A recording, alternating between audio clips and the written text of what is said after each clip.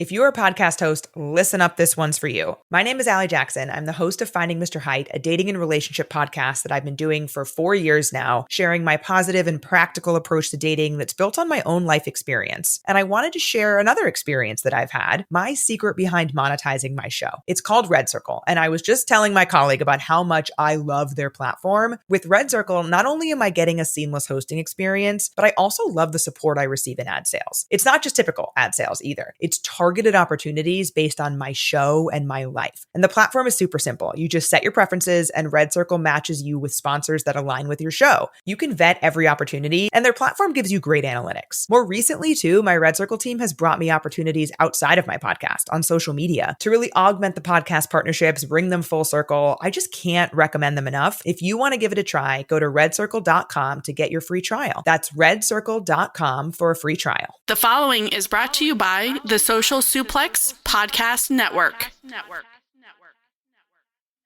This is Hikaleo. I am ELP. And this is Keeping It Strong Style. We love you. Mwah. Yo, this is Rich Latta from One Nation Radio. This is brought to you by the Social Suplex Podcast Network. We present to you the Ace of Podcasts, Keeping It Strong Style. Let's go. It's the Ace of Podcasts, Keeping It Strong Style. Covering New Japan, they ready to hold it down. Jeremy Donovan and the young boy Josh. Come and hit a job out and bury all the frauds. From the Tokyo Dome over to the G1. Social Suplex is the network where we can get it done. I'ma chill and let them have it, cause this is just an intro. Keeping it strong style, 6 stars from the get-go, boy. Yeah, from Tampa Bay to the Tokyo Dome, this is Keeping It Strong Style with your hosts, Jeremy Donovan and the young boy Joshua Smith. And thank you for listening. Welcome to Keeping It Strong Style, the ASA podcast on the Social Suplex Podcast Network. Jeremy Donovan here with the young boy Josh Smith.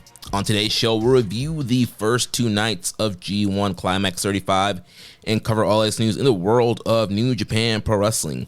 Please support our show by subscribing and following the Social Suplex Podcast Network and Keeping a Strong Style on the podcast app of your choice and leaving a rating and review. You can also get all the network's podcasts over at socialsuplex.com. Check out our Chop Tea store, chop-tees.com/KI Strong Style. That's where you can get your official Keeping It Strong Style merchandise. There's free shipping on every order and 10% off your first order, chopped-tees.com/KI Strong Style. If you enjoy this podcast, please consider making a one-time or monthly donation by visiting socialplex.com/donate and click on the donate button under the Keeping It Strong Style logo. And we are streaming live right now on patreon.com/KI Strong Style for IWGP subscribers. If you want to watch our show live or listen without ads, you can sign up at patreon.com/KI Strong Style. Hey, young boy, we are episode 399 today, 1 week away of doing this show for 400 episodes, the longest running weekly episodic New Japan Pro Wrestling podcast. Yeah, well, I mean, Damon from Super J Cast might take, offense to that. Why? I mean, or what's the word? Purocast stopped. J Cast is a new lineage. It started over. Yeah. They started back from 1. So it's basically the IWGP title versus the IWGP World title. Exactly. It's different belts, bro. Yeah, different belts, new records. Unless, I don't know. I would say, you could, I guess, probably could have counted Wrestling Observer Live, but without they cover everything. They cover everything without Semp there too. They don't even talk about New Japan. So right, I'm talking pure from beginning to end. The show is about New Japan. No Wrestling Observer, no post wrestling, Wrestle Talk, Brain Buster, Blade Job, Chair Shot, whatever gimmicks there are. Flagship, Wrestle Joy.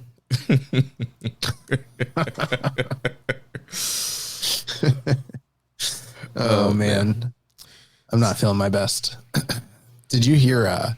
Did you get a chance to listen to the 2004 Tanahashi audio yet? Not yet. I'm behind on podcasts right now. I was not that I care if you listen because I believe in my shit, but but I was pretty. I was already starting to feel under the weather when I like knocked that one out. So anyone that's already heard that, they're hearing me now. You're getting more of the same. You're getting Sick Boy, Josh Smith, Ravens Flock. Josh Ravens Smith. Flock. And it's funny because I feel like every time I'm sick on this show, I've made that joke, which is a lot of times now. Apparently, I don't know who that was. Someone was in our, not our group, but one of the New Japan Facebook groups, and they put a post out about how they're listening to episodes from 2019, which I'm like, why? That's some real sicko behavior right there. Yeah. Oh man. And they said that I've been burying Shota Umino and Sonata since back then.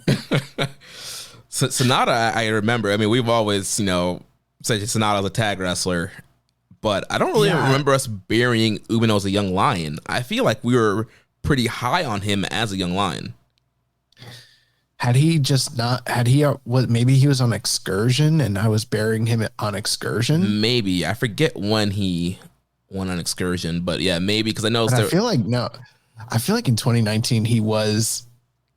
I mean, here's one thing I will say is like when people have asked like who do they think will probably be the ace and shit like that, I think I used to say like I think Umino is poised to be the ace, but I think I used to say like that I didn't actually think he fully had the complete package to actually do it. You know what I mean? Yeah.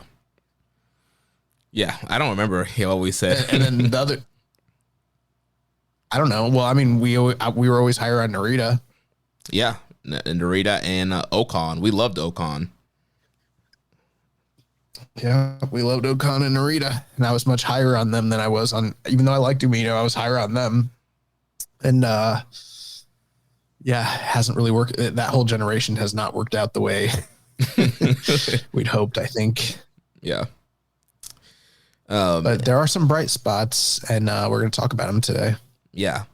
And with episode 400 coming up next week, normally every 100 episode tradition, we had Rocky Romero on, but clearly you guys can see he's in Japan right now. So I don't know if that timing is going to work out for him to hop on the show for episode 400, but I do have another potential guest I'm going to be working on to see if we can get something for episode 400. Yeah, we had we'd reached out to Rocky like we normally do. We probably dropped the ball because we just sent him a DM, but we could have texted him, but we didn't.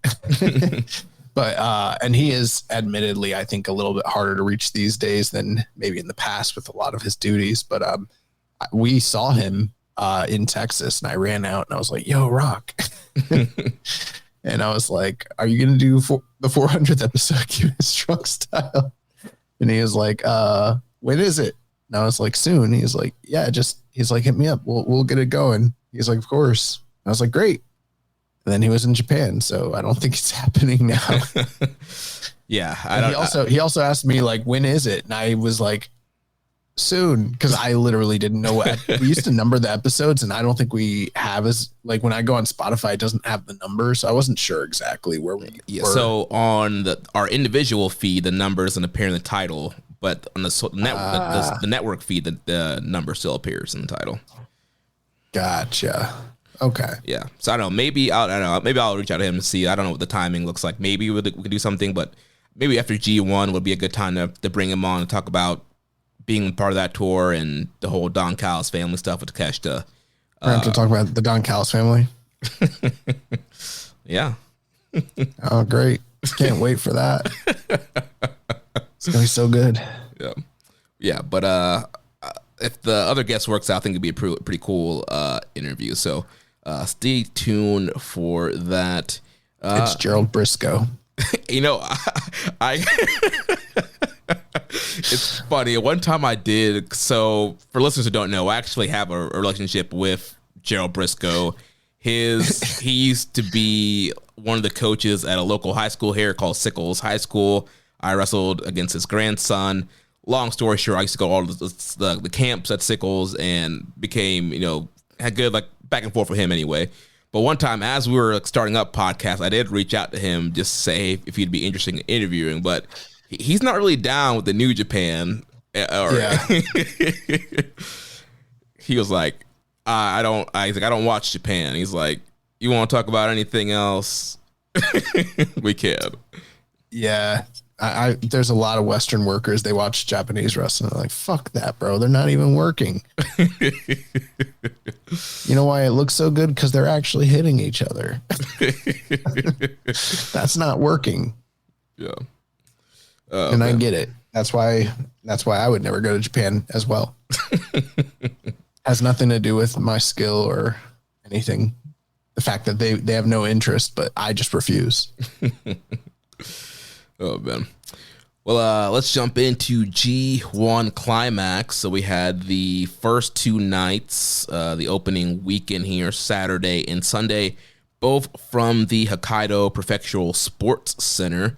So night one had an attendance of 2,579, while night two had 2,520. So pretty close attendance there across both nights. And so gonna run through the results of night one and then kind of talk about that night as a whole. And then we'll go to night two and talk about that night. So night one, showing up, we had Yoshihashi defeating Shingo Takagi, 4 minutes and 45 seconds. Then we had Evil defeating Callum Newman in 9 minutes and 2 seconds. Drilla Maloney defeating Great Okan in 9 minutes and 8 seconds. Yuya Uemura defeating Bolton Oleg in 11 minutes and 3 seconds. Shota Umino defeating El Phantasmo in 11 minutes and 29 seconds. Rihei Oiwa defeating Dave Finlay, 13:10. Konosuke Takeshita defeating Gabe Kidd in 13:15. Yota Tsuji defeating Sonata in 5 minutes 11 seconds. Ren Narita in the semi-main event defeating Zack Sabre Jr. 16 minutes and 14 seconds. And then the main event was the ace of the universe, Hiroshi Tanahashi, defeating Taichi in 20 minutes and 21 seconds. So overall, thought it was a solid night of wrestling. Nothing here that is going to like knock your socks off or challenge for match of the year. But I thought there was some really solid stuff. Yoshihashi getting the surprise upset there over Shingo Takagi, the quick crucifix. That was a fun little opener there. Sub 5 minutes. Yoshihashi making a play in the block so far. Evil Callum Newman. I think it's what we're going to be seeing from Evil throughout this tour. We have Don Fale coming out with Evil along with Dick Togo.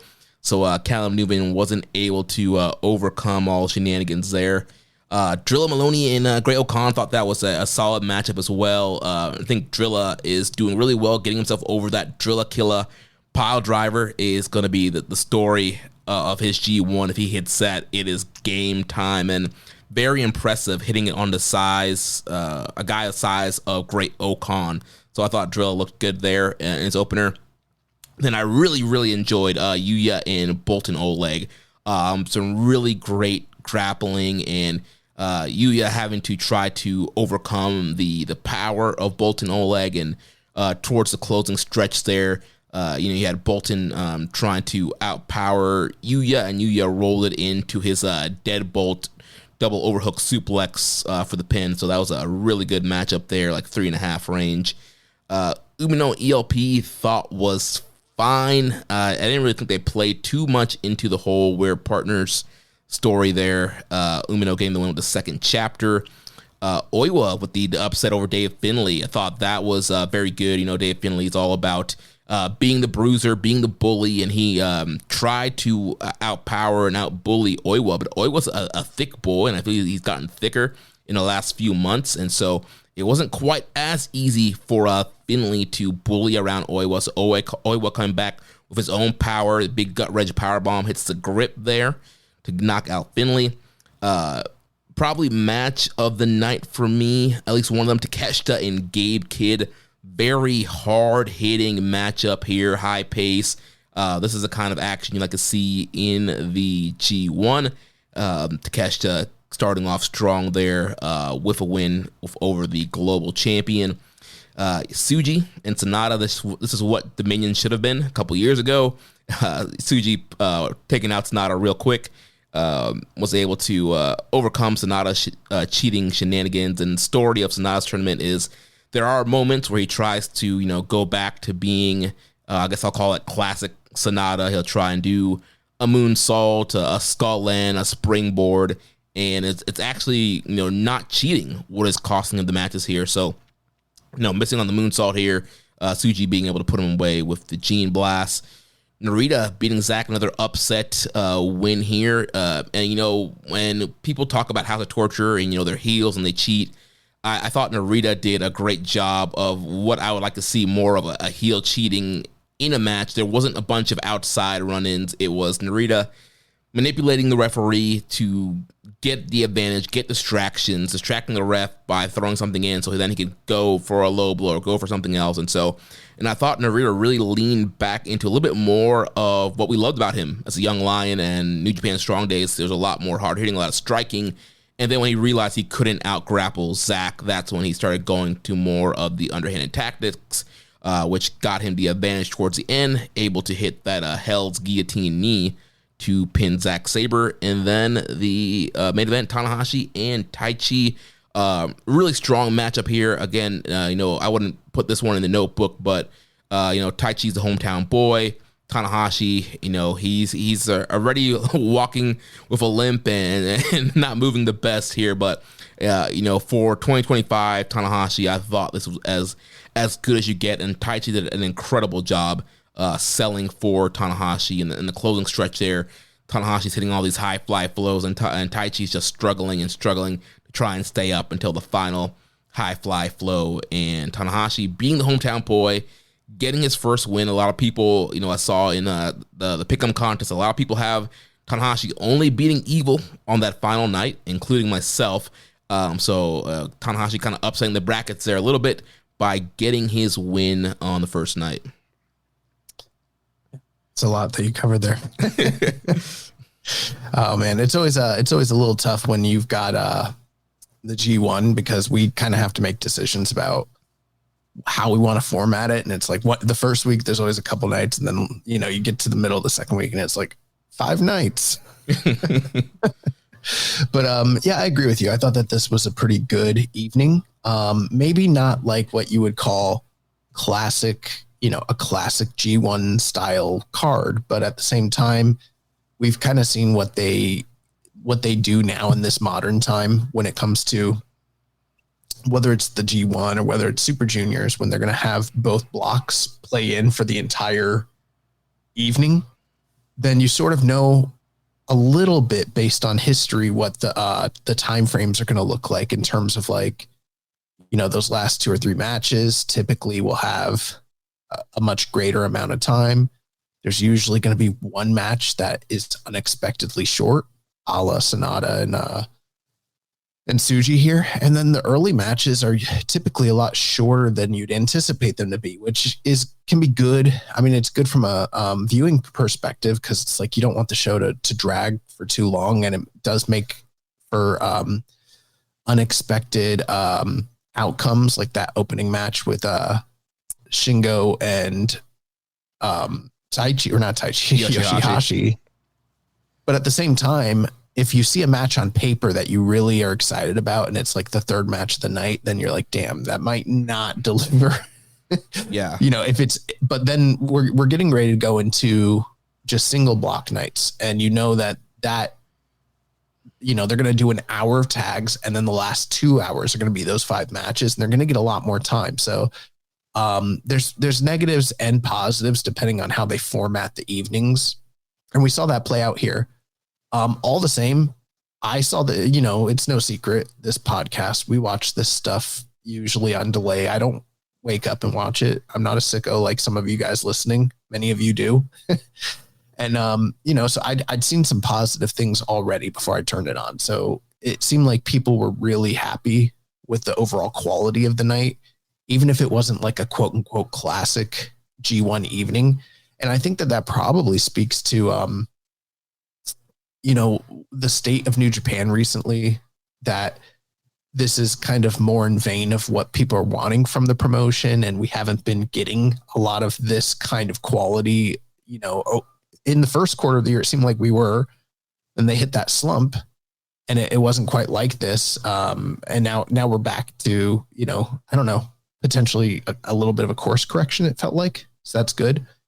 There was a lot of surprise wins for younger talent to start off the evening. So a lot of the young guys that are getting, kind of established. I know that several of them have been in the G1 for a few years now, but many of them haven't gotten substantial wins over veteran talent. And we started to kind of see that trend with guys like, Narita and, Drilla, Uemura, Shota Umino, Oiwa. So that was pretty encouraging across the board. And I'm not going to hamper on all the same things that you talked about, Jeremy. I pretty much do agree with you.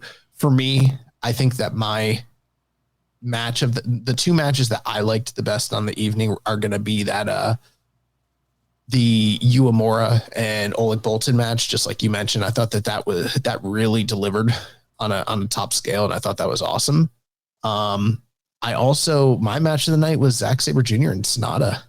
You mean or not Sonata, Narita. Yeah.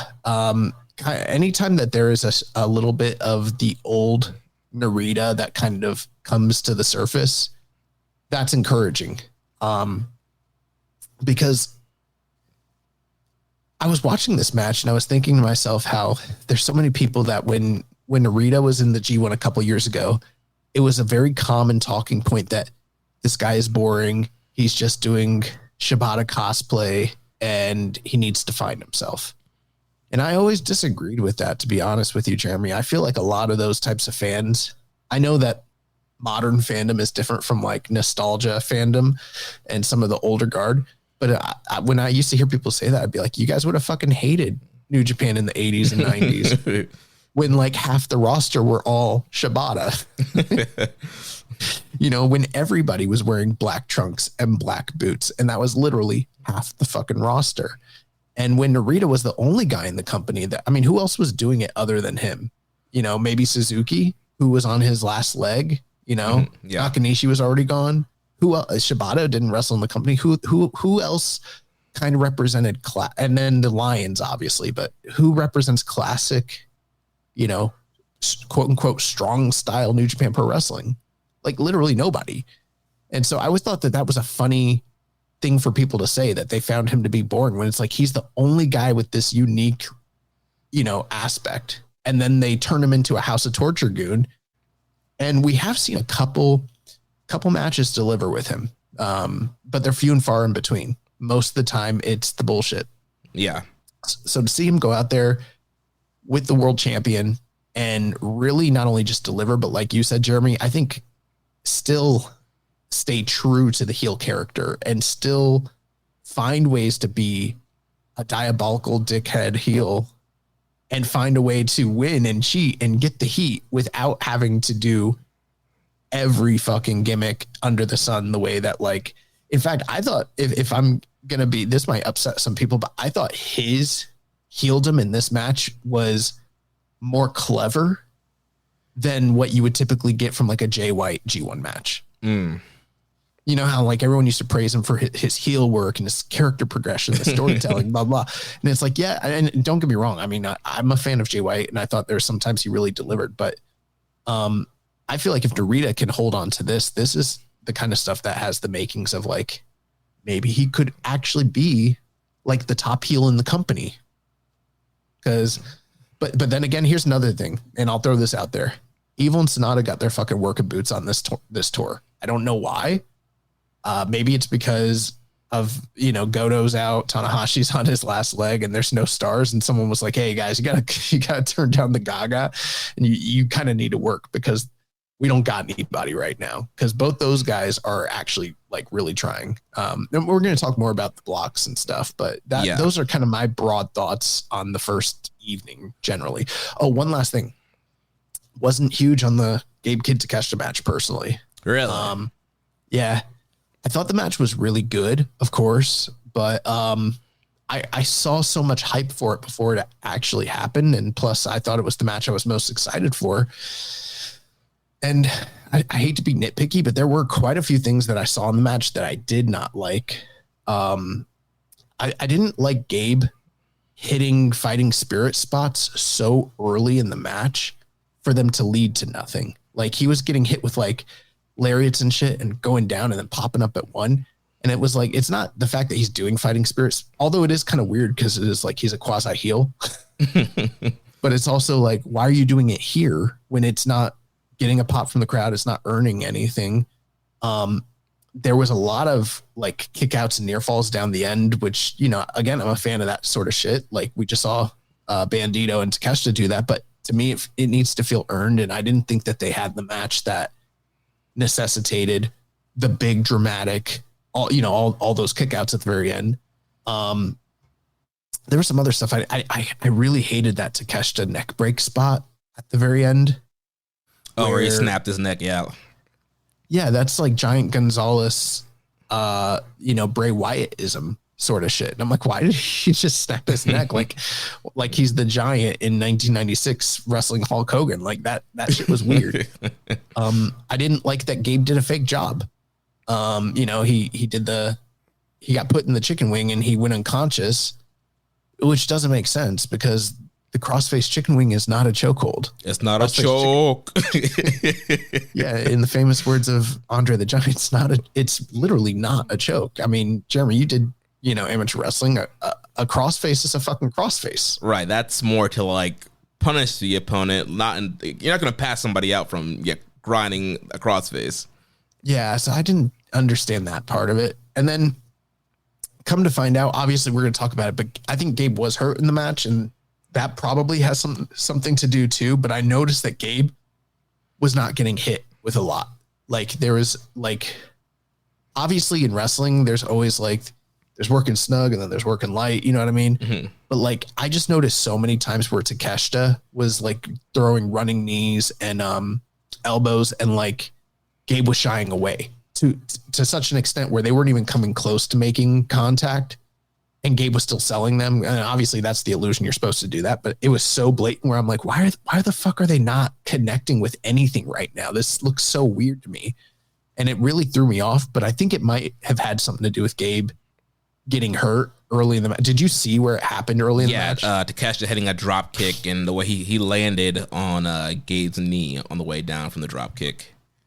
I don't know if it was a drop kick. I thought it was like a running knee sort of thing, but it was something. And I remember him falling on the leg. And I was like, damn, that he could have hurt him, but then they seemed to be okay. But obviously they weren't. But so I didn't love that match, especially for what I think the match could potentially be, just considering the level of talents they are.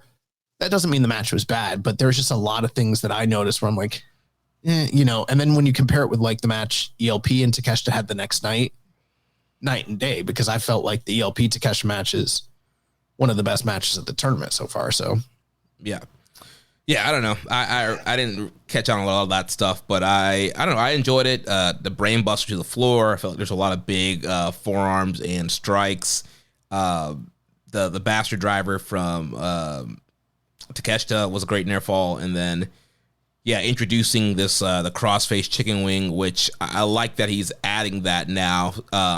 I like when wrestlers have multiple finishers, and because I feel like sometimes, especially in New Japan, you can get kind of caught where, all right, it has to be the one big finisher, and not a lot of guys really have like secondary or other finishers. So I like that Takeshita's introducing this crossface chicken wing as a secondary finisher now. So not only can he get you with the Raging Fire, if that's not working, that he can drop in and lock in the crossface chicken wing. So I'm interested to see how that's going to play into the rest of his G1. I also have this like little nitpick where like I feel like if you put someone in the crossface chicken wing, you should really fucking lock it in. And sometimes they don't.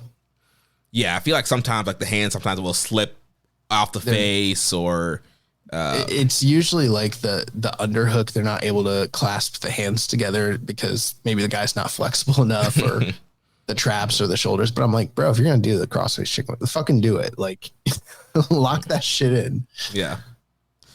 Another point that you made that I think something that people should keep their eyes on. You mentioned matches that are in the early part of the card being short. I think those matches you should keep an eye on, because with the playoff format, it is possible that we could get rematches in the quarters and in the semis, and potentially even the final if that works out the way I think it does. But there are potentials for rematches in the playoffs, and so a match that you have circled as great, that you think might be great, but it's earlier on in the tournament and it goes 4 or 5 minutes, they can run it back in the playoffs and do the full match that they wanted to do there. We did have a couple comments and questions here. Stone Cold Bob Saget says, Daiki Nagai blinks a lot. That's my question. That's a fucking incredible. Is that a Reddit name or what? Where is that coming from? Yes, that's from Reddit. I love that. That's an incredible handle. Immortality77 on the live chat says, Konosuke's neck crank felt like something out of the bad Mortal Kombat movie from the 90s. Felt very out of place to me. I agree. It felt like something like Yokozuna would do to like Lex Luger. I didn't fucking like it. Yeah, it kind of felt like a move that would be in a video game that nobody actually does, but you give it to your guy because you're like, yeah, I want to snap their neck in the game. Oh no, I never play my video games like that. All my guys are all my creator wrestlers are shooters. But Stone Cold Bob Saget mentioned Daiki Nagai, and Daiki, last time we saw him, he went up to Tsuji and Shingo and Hiromu, and says he wants to be unaffiliated with them, and so now he's been kind of like the official young lion, so to speak, for Shingo and Yota Tsuji in this tournament. So he's wearing the unaffiliated shirt, and he's specifically in their corner, holds the ropes open for them, and even in the which match? Maybe it might have been the next night, but there was one match where he was helping. I think it might have been the next night when it was Evil and Tsuji. He was helping. Yeah, he was helping them out. So interesting development there with Daiki Nagai. Yeah, we didn't talk about this on the air, but like a couple weeks back when he threw the ice pack at Yasuda, Rich DM'd me and sent me the clip of him doing that, and he said, he's like, I'm calling it right now, this dude's gonna be the fucking ace. I said, bro, he's 5'7". Rich is like, I guess he's not gonna be the fucking ace. And then the second night of the G1 where he interferes and he grabs Dick Togo's. Well, Dick Togo's not supposed to even be in the ring in the first place, right? The ref's down, and he grabs Dick Togo's foot, distracts him, and then Tsuji ends up hitting the basement dropkick on him. And when he looks over at Daiki Nagai, he like smiles and he throws thumbs up. Yeah. And Rich sent me that clip too, and he was like, I'm telling you right now, this dude's gonna be the fucking ace. I told him, I said, he's 185 pounds, bro. He can get on the gas. Yeah, but he's gonna have to do that Pedro Pascal leg break surgery where he grows for. He's gonna go on. You know how like everyone's wondering about, is he going on an excursion? He's gonna go on a 3-year excursion where we don't know where the fuck he is, and then he's gonna come back and he's gonna have grown like 6 inches. He's gonna have to do the leg break surgery where they put in the rods and the tendons and all that shit. He's gonna come back. He's gonna be fucking massive, but he's gonna have to rehab his legs and everything. It's gonna take years. That's what's gonna have to happen for him to be the fucking ace. It's too late for Hiromu and Despy, but they could definitely. They should start looking into doing that before they get them in the dojo. Not tall enough. Guy, break your legs. Yeah.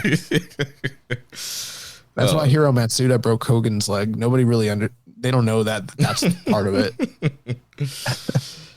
We also had a question from MJ. It says, based on their first 2 G1 matches, Bolton and Uemura are guys that clearly have what it takes to be top performers in a ring, but for me, they still lack the it factor. Who's got the higher ceiling Bret Hart wise? That's tough. I think they both I think that's a push for me. I think they both equally are where, like, I don't see one being higher than the other overall. Like, I could definitely point to, you know, who's better in what aspect of professional wrestling right now. Mm-hmm. But when it all evens out, I mean, we could do it right now if you want. Okay. All right, let's do it. Look. Okay.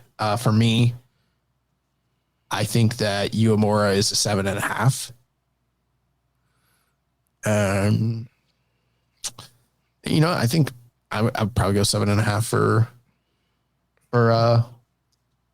for Bolton too. I agree with you to 7.5 with Uemura. I think I would nudge up at 8 to 8 for Bolton. For the size? Yeah, beefy boy. You're a size fetishist. And Mike. Well, the better, I mean, probably Uemura, but I haven't seen either of them like cut super. I would go 7 for him, maybe 6.5 for Oleg Bolton. Yeah, I'd go about the same. I mean, Bolton does speak Japanese and cut a lot of stuff in the backstage comments, but yeah, I think that's fair considering it's a second language. So look, Mike, work. I'm a little higher on Uemura. I'd probably go 8. Yeah, then like 7.5 on Bolton. Yeah. And then it factor. That's a tough one. I go 7.5 for both of them right now, but I think that I think there's room for improvement in every single one of these areas for both of them right now. So, I mean, I think I've got like Uemura up by like half a point. I think you're probably equal on them right now. Yeah, so it's very, very close, and yeah, just kind of different strengths. And I think the one thing with Bolton that I like so far that he's improved on, you know, last year we talked about, you know, his G1 was very much like plug and play. We're going to give you these kind of simple formulaic matches for you to do, go in, get out, and nothing too crazy. And I feel like he has advanced past that now, and it feels like he is doing a little bit more complex matches. And again, yeah, this Uemura match was really, really good, and I thought he really showed some good stuff here. And I think he's starting to put it together, while on the other end, like Uemura just has that, obviously that longer dojo training, a little bit more experience, and kind of has that, you know, traditional roots, and he likes that more classic style. So I think there's just a little bit more of a flair, a little bit more snugness in some of the stuff that Uemura does, but Bolton's getting there. To me, Uemura is in the classical archetype of potentially being like an ace of the company if a few things are shifted around. I think, and this isn't to denigrate his look, but I think that they do sort of need to find, I think that like many top stars in New Japan, he is still developing his persona over time.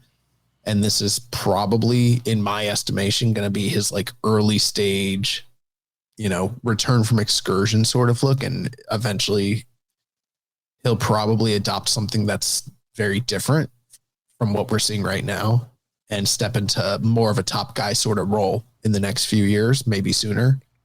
Whereas like Oleg Bolton, he's that monster gaijin archetype, like, you know, Scott Norton, Stan Hansen, you know, Hulk Hogan, those types of guys. And I do think that he needs to find a little bit of more of a killer instinct. Yeah. Find that rage.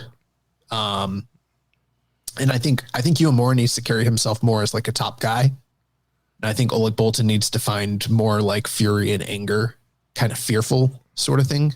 But I think that they're both pretty close to where they need to be right now. Yeah, I think, you know, you mentioned Uemura carrying himself as a top guy. I agree, but also I think part of it too was like the booking.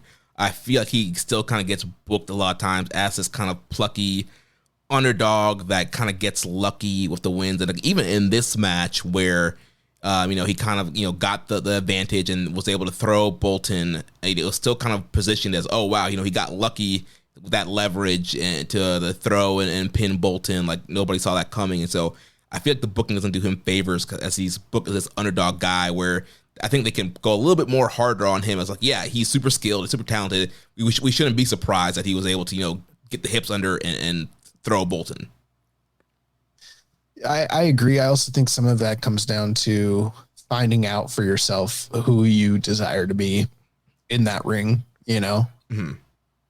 That's something I'm learning the more that I'm like studying about Tanahashi and like the history of like a lot of these wrestlers. One of the biggest differences in today's New Japan versus like the eras prior to, Tanahashi, like literally New Japan up into the third generation, you were going to get your fucking ass kicked by the guys ahead of you. And that was just it. Like they were not there to make you.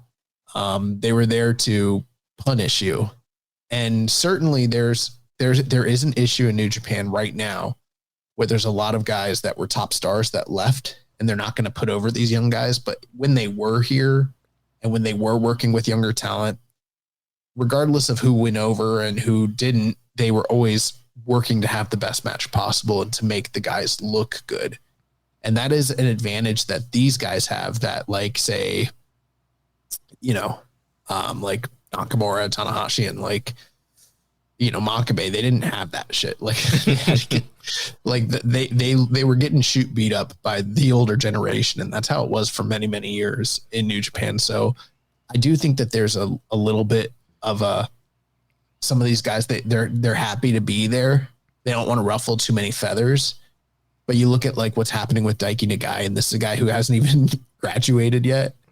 And he carries himself like a fucking star. And I feel like some of these other guys who are above him, like his senpais, they kind of need to figure the same thing out, because no one becomes a top star by just like, being the guy. That you have to figure out how you can stand out and how you can kind of selfishly make yourself look like a star.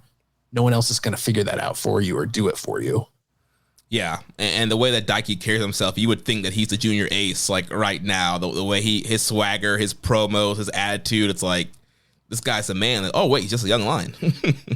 I mean, there's a fine line. I'm not saying go out there and like go into business for yourself, but you also need to know when you are the shit, and you need to structure matches in a way to where you can shine. Mm-hmm. And I think that that's something that a lot of these guys outside of Suji's like the only one who like kind of gets it. He's like, when it's my turn, I'm going to fucking look good. Yeah. And through that, he's built that crowd connection. So I know a lot of people are very critical on Suji and would like to see him have more, quote unquote match of the year level matches. But I think the one thing that pushes Suji ahead of these guys is that crowd connection that he's developed since he's come back. He does have that confidence. He has that aura. And, when he's in there with a guy like Sonata, the crowd, they want him to overcome that evil. Yeah. And I mean, kind of just throwing comparisons out there. It's like, you could try and make the same argument for someone like, say, Okan, but it's very clear the company isn't, like you were talking about how the company books these guys. The way that they've booked Okan, at least in the beginning, maybe it wasn't this way, but over time, it's very clear, like he's not being slotted to be a top guy. So it's like, you would almost be stepping outside of the role that they've curated for you by trying to go above and beyond what they have you slotted to do, Yeah. And that's always that's an important conversation. I think a lot of wrestlers fail to have with like promoters and bookers. It's like, what is your expectation of me? Where do you see me? Here's how I see myself. Let's figure out what you want me to do. But like, it's pretty clear that these young guys like Uemura, Oiwa, Suji, Shota Umino, these are guys that the company is like counting on to be the top stars. So that's where you have the leeway to go out there and fucking get over, Yeah. Yeah.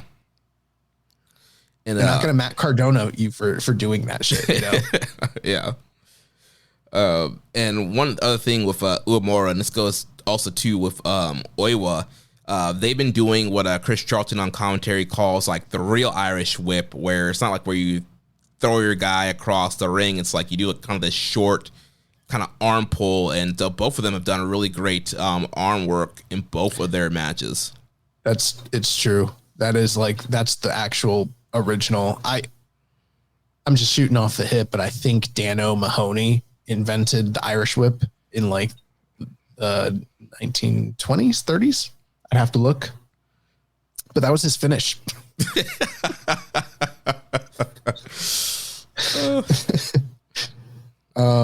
Yeah. So I'll look that up. Okay. We also had a question here from Rambones Slam Pig. He says, Ren Narita showed some. Hey, would you look at that? You got it? Dano Mahoney, professional wrestler, invented the I'm sorry. He popularized it, and he likely invented it, and he was world champion in the 1930s. There you go. Boom, there you go. Oh man. What will I ever do with all this useless wrestling information? So Rambone says, Ren Narita showed some flashes of competent wrestling on night 1. Do you mostly just credit ZSJ as a good matchup for him, or do you think we are finally turning a corner for his presentation and working style? I think it's hard to say. We've seen some of these glimmers, maybe not to this far extent, but it does feel like the training wheels were let off him a little bit. It could be, I don't want to give the credit to Zach and be like, Zach brought it out of him. But I think that clearly Zach's a good matchup for him. We've seen him and Zach have good matchups prior to the House of Torture run, but it didn't feel like a carry job by any means to me. This felt like two top-notch workers going out there and doing their fucking thing, you know? Yeah, and we have kind of seen some glimmers of hope from Narita in the past, and I feel like he is the one guy that got put in House of Torture that still, I feel like deep down wants to try and be good, where I feel like everybody else is just kind of like, I don't know if giving up's the right word, but they've kind of like sunk into their role. Like Show, like when's the last time we've seen anything, great from Show? Like these guys, they join House of Torture and they fully commit to that role, and we don't really see any of the glimpses of the greatness that they might have had in the past.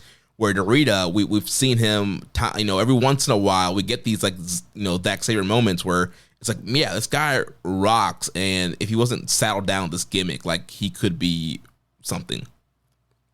I'm of the opinion Show maybe got hurt or like has compounded injuries over the years and like just doesn't have it in him to go out there and be the guy he was in the past. Like that's my working conspiracy theory. Well, I guess that's a better theory to have than he's just, laying it down just cause. Yeah. But yeah, I mean, yeah, really enjoyed this Narita and Zach match. And so I'm hopefully, we will see more of that in this tournament and more going forward. And like you mentioned, the way Narita wrestled in this match could set him up to be a top heel in this company where, we didn't have Dick Togo and Don Fale and Chase Owens and all people running in. There wasn't, this super dramatic ref bumps. There wasn't 20 ref bumps. There wasn't somebody pulling the ref out at 3. It was literally just Narita having to use his environment, his surroundings to outsmart the ref, outsmart Zach, and get the advantage.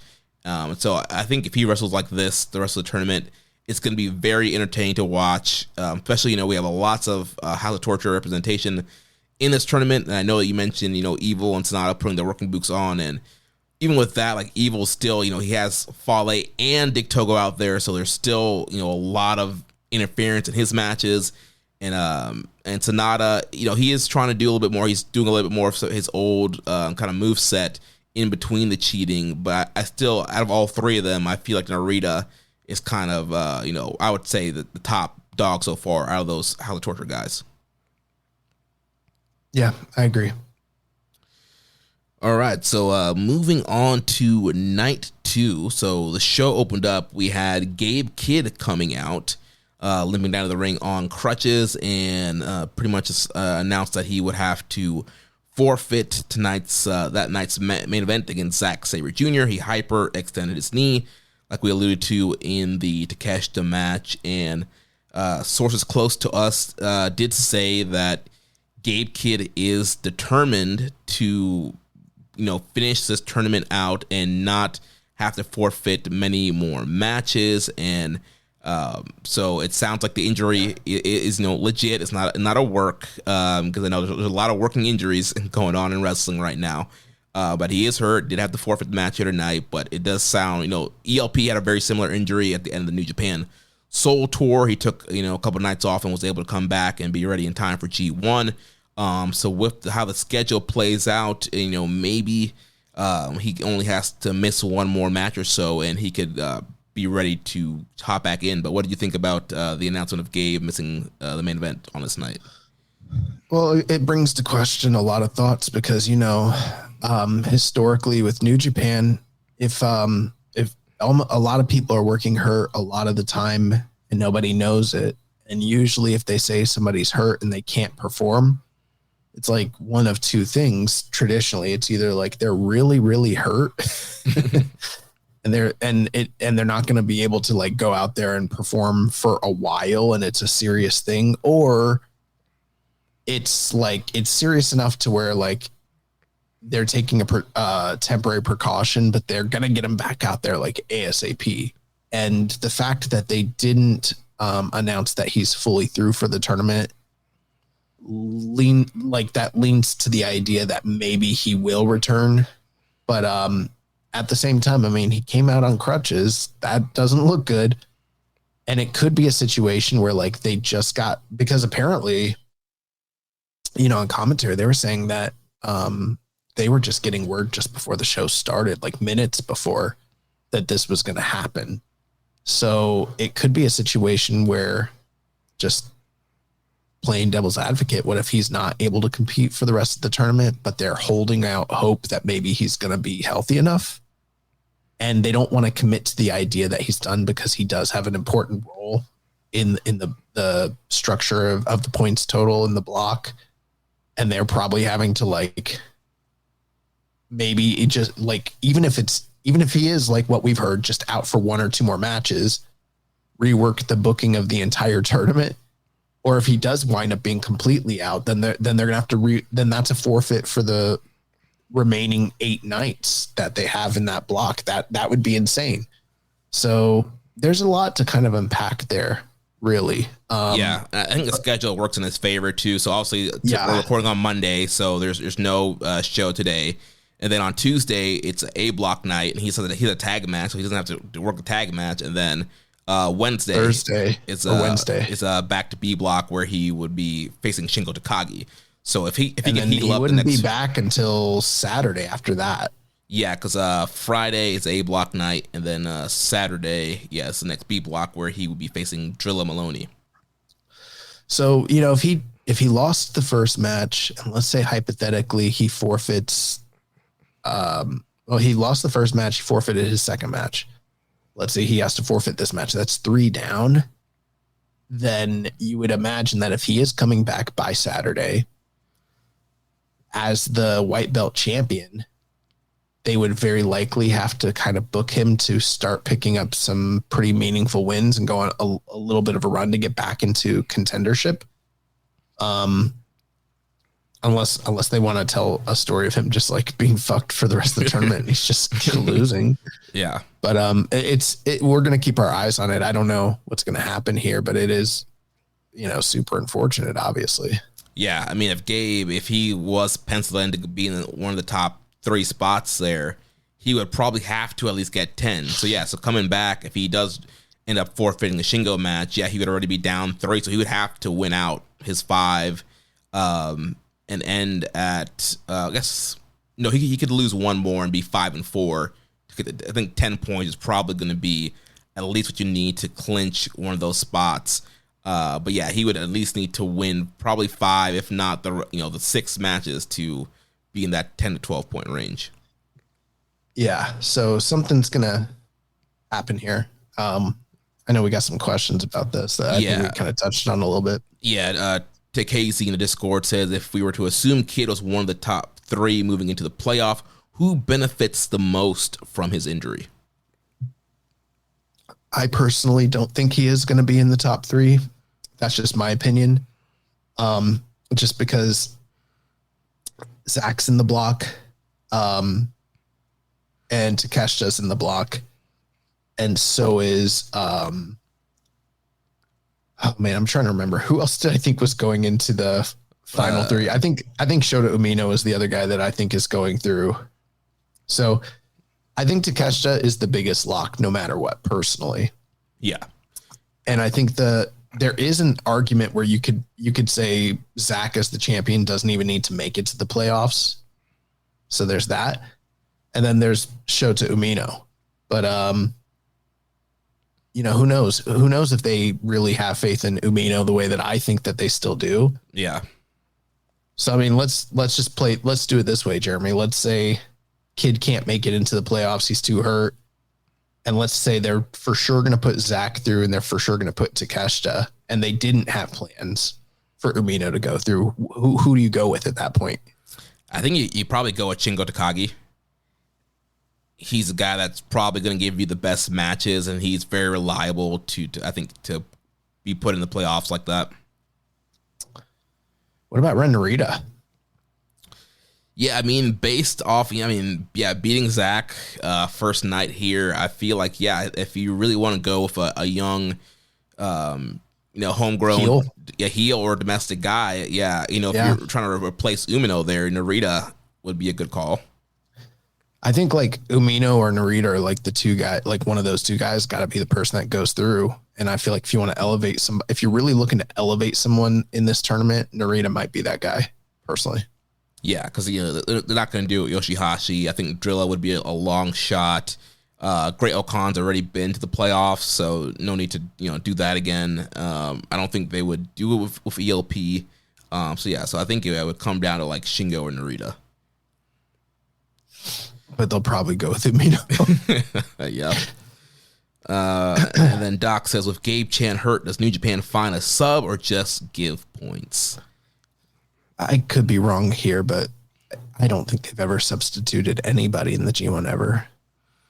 Yeah, I can't recall any block, dual block tournament like this where they sub somebody, and I feel like it's usually just a forfeit of points. Yeah, like in 2004, one of the most famous, even just recently we saw when Naito got hurt early on and he had to forfeit the whole tournament. Mm-hmm. And like in 2004, they had Yoshihiro Takayama. He suffered a stroke after that famous match with Kensuke Sasaki, and they just forfeited all the block. Like I don't think I've ever seen anybody. Let me see. Huh. Yeah, no, I can't find any example of that. So I'm pretty sure if they've ever done it, maybe in one of the previous round robins before the G1 existed, but I don't think they ever have. Yeah.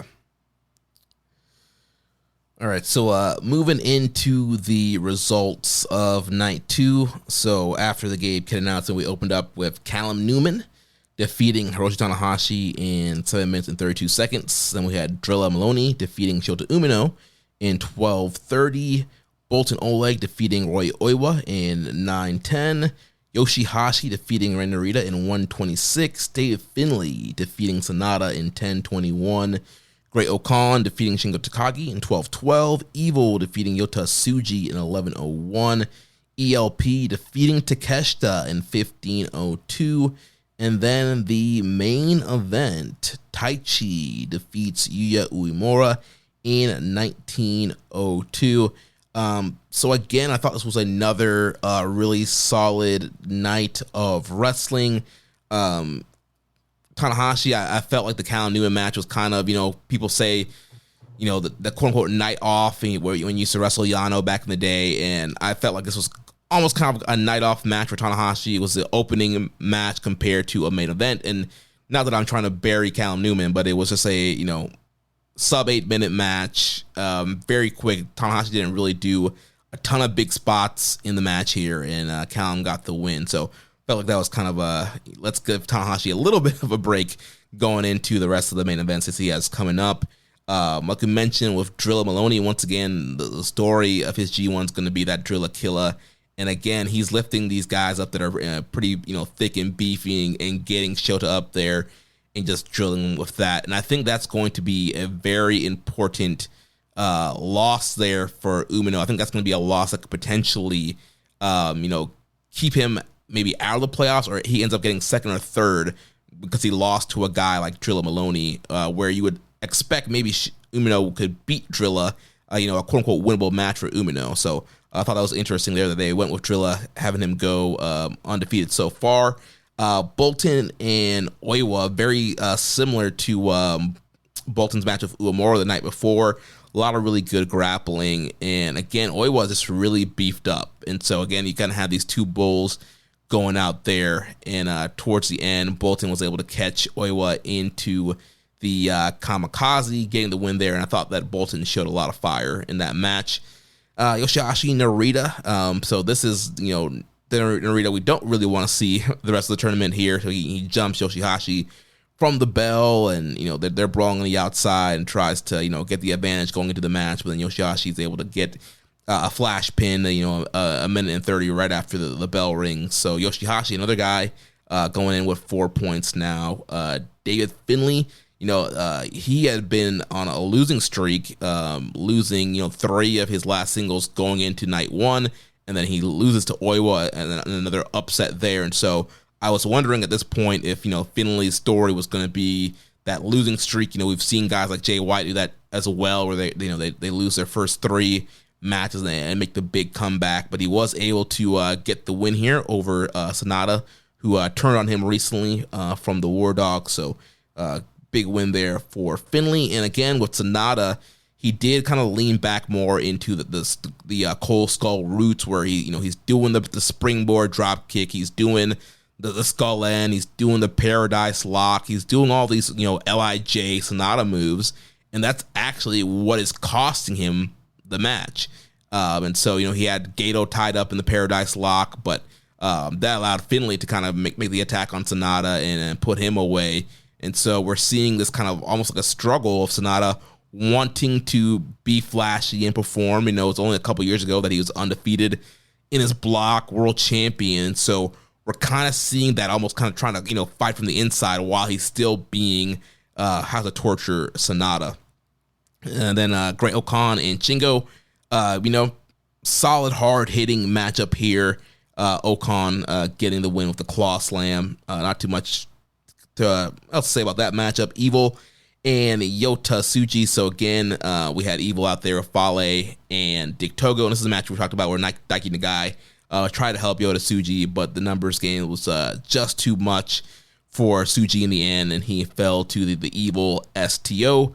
So Evil up to 4 points there. Then ELP and Takeshita, I thought this match was freaking awesome. And I don't know what it is. There's white man hate for ELP all up and down the timeline. I've seen people burying Phantasmo, saying he shouldn't be going 50-50 with Takeshita. He shouldn't be beating Takeshita. But I thought the match was awesome. I think these guys had really great chemistry, and I felt like this was, probably the best match they've had this year. They had 2 other matches earlier this year. It wasn't quite as high as their G1 match last year, but I thought it was still really, really great stuff. And Phantasmo having to bust out the CR3 to get the big win over Takeshita. And then the main event, Taichi and Yu Uemura. So Taichi getting another main event, this time due to Gabe forfeiting Zack Sabre on commentary. So Taichi main event in his hometown against, Yuya Uemura, who they were in just, 4/5 guys together. Kind of been a mentor role for Yuya since his return from excursion. And these guys went out there, laid it all out. Great chops and strikes from both guys. And Taichi is, becoming a star of the G1, star of this block. And I just thought he was excellent in this matchup here. A lot of big near falls, and finally towards the end was able to hit the Black Mephisto to put Yuya away. Big pop from the hometown crowd. He's going around, kissing babies, hugging people. Him and Zach shake hands towards the end there. So a really great close to the show. Yeah, I thought the second night was, in my opinion, a little bit better than the first night. I think they're both really solid G1 nights. I liked the final 2 matchups a little bit better in terms of just, I think that having a strong close to a show like that is usually a big indicator of like the reception of the show as a whole. and I thought that those really delivered. But I thought up and down the show was really great. I know we're going to go through these blocks here in just a moment, so I probably have, some thoughts about each competitor that I don't know if it's going to make sense to do it twice, but but I did think that there was a lot of really great matches that delivered. I think, in fact, on this evening, I think you'd have to more so talk about the matches that didn't deliver, which are, in my opinion, few and far between. I mean, maybe the one that you might look at that, when you were doing your review, you mentioned Shingo and Great Okan, and that wasn't even a bad match. It just was one where they just kind of played the hits, and Shingo finally overcame Okan Okan overcame Shingo for the first time ever, but it was by no means a bad match. So I thought this was a pretty solid G1 night with some surprising results. The one thing I will point out, though, is Evil beating Tsuji with a new finisher. That is scary, because a new finisher in the G1 means he's getting a push. He's going to be a contender. We'll see, because he's got Tanahashi on the last night, but he's probably going to go on a run and maybe come close to being in the finals, or he might even be on the projection to be like the A1 finisher, and Tanahashi beats him on the final night and makes him wind up in the A2, A3 sort of position. Yeah. Tanahashi might not even knock him out. He might be clinched to be going into the playoffs. It's just a matter of, does he finish first or not? And the fact that he beat Tsuji, that's also a big deal. Yeah, there's a lot going in Evil's favor. Like you mentioned, the new finisher, which I don't even really know how to... It's almost, I guess, kind of like a spinning face drop kind of thing. So yeah, new finisher, and plus he has Fale and Dick Togo out there for him every match. So there's a lot of momentum riding in his favor. They're coming off a strong push from Dominion and beating Finlay in the dog collar match. So yeah, Evil's a guy that could easily, I think, slide into one of the top 3 spots there. But I know we had some questions about this evening in general. Yeah, so Doc, when it comes to Sonata, says, how does it feel to see Sonata with working boots on finally?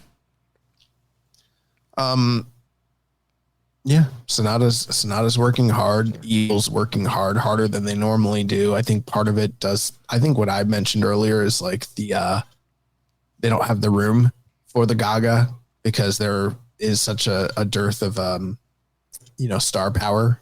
And so they're kind of having to pick up the slack a little bit. I think that has something to do with it personally. But I think this is better than what I expected out of both of them, which is a positive sign for the G1 as a whole. It's making the experience less torturous.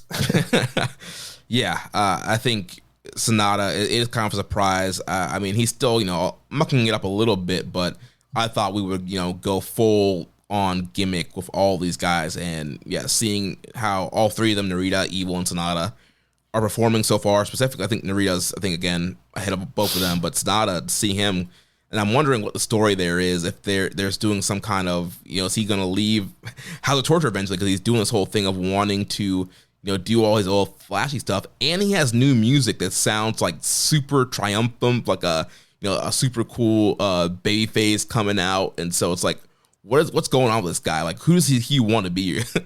Bro, that theme, I'm not the biggest. I know that I play music, but I'm not the biggest music guy. I'm not the most knowledgeable about genres and styles and bands and stuff like that.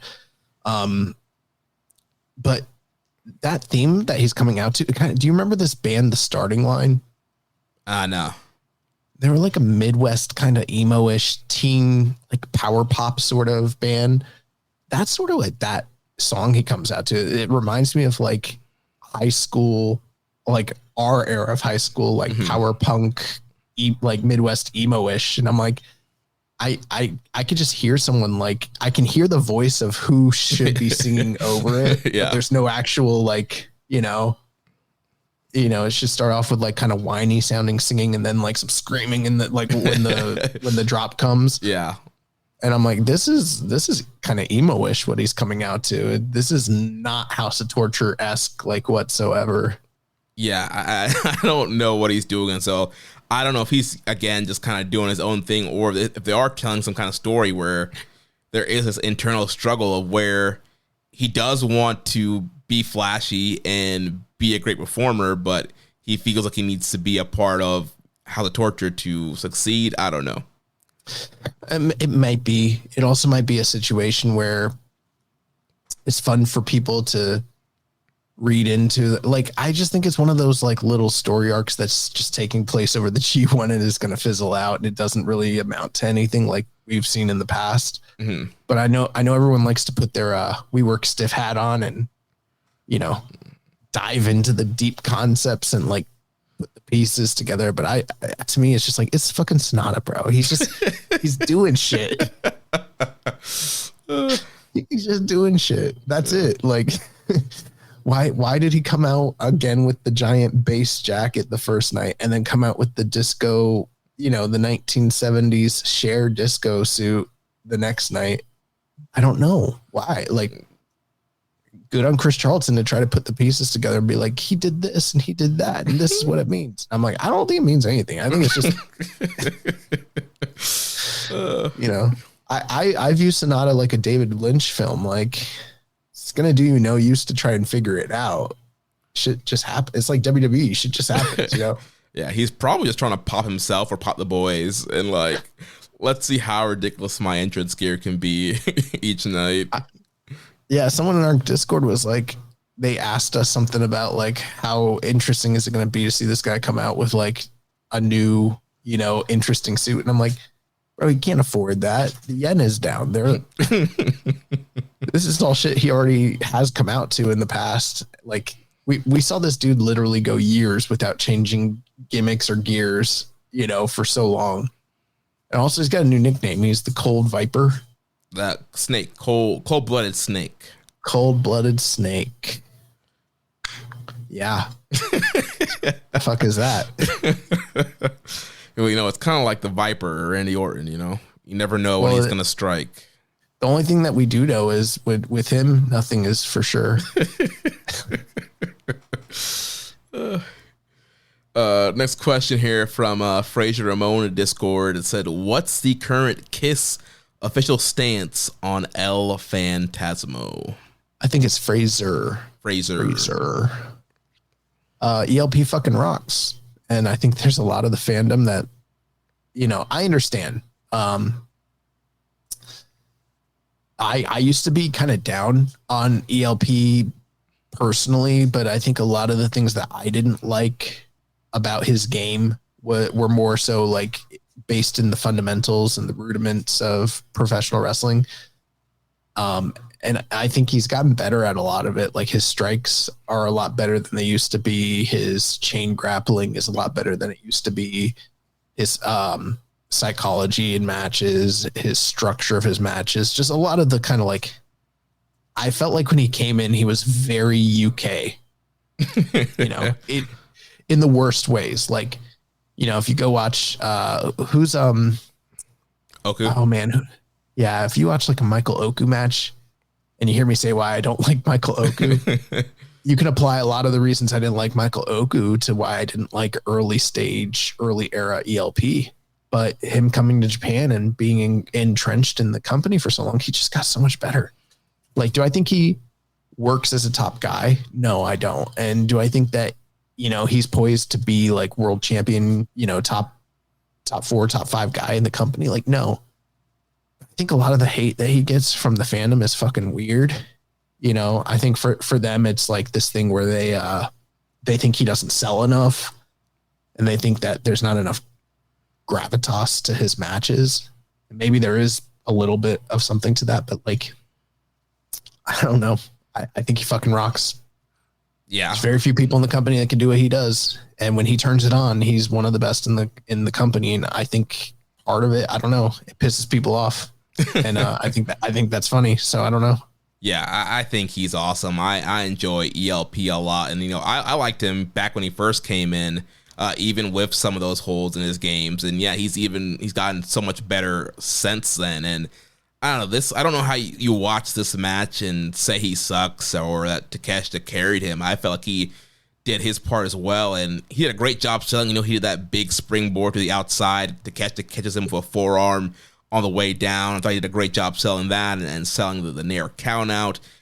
There was so many, Takeshita did the brainbuster to the floor again. There was a lot of really big spots. There's a lot of great back and forth, striking and selling throughout the match. And the story of, having to, he did multiple CR2s and finally having to bust out the CR3 power driver version that he used to beat Shingo during their feud. I thought that was great. So, yeah, I thought it was a home run matchup here for these guys, and I thought Phantasmo was great. And, does he go out there and do this match every night? No, not all the time, and I think it all depends on who his dance partner is, but I think he's shown over and over again that he is very talented and when called upon can turn it up and take things to a next level. Yeah, I agree.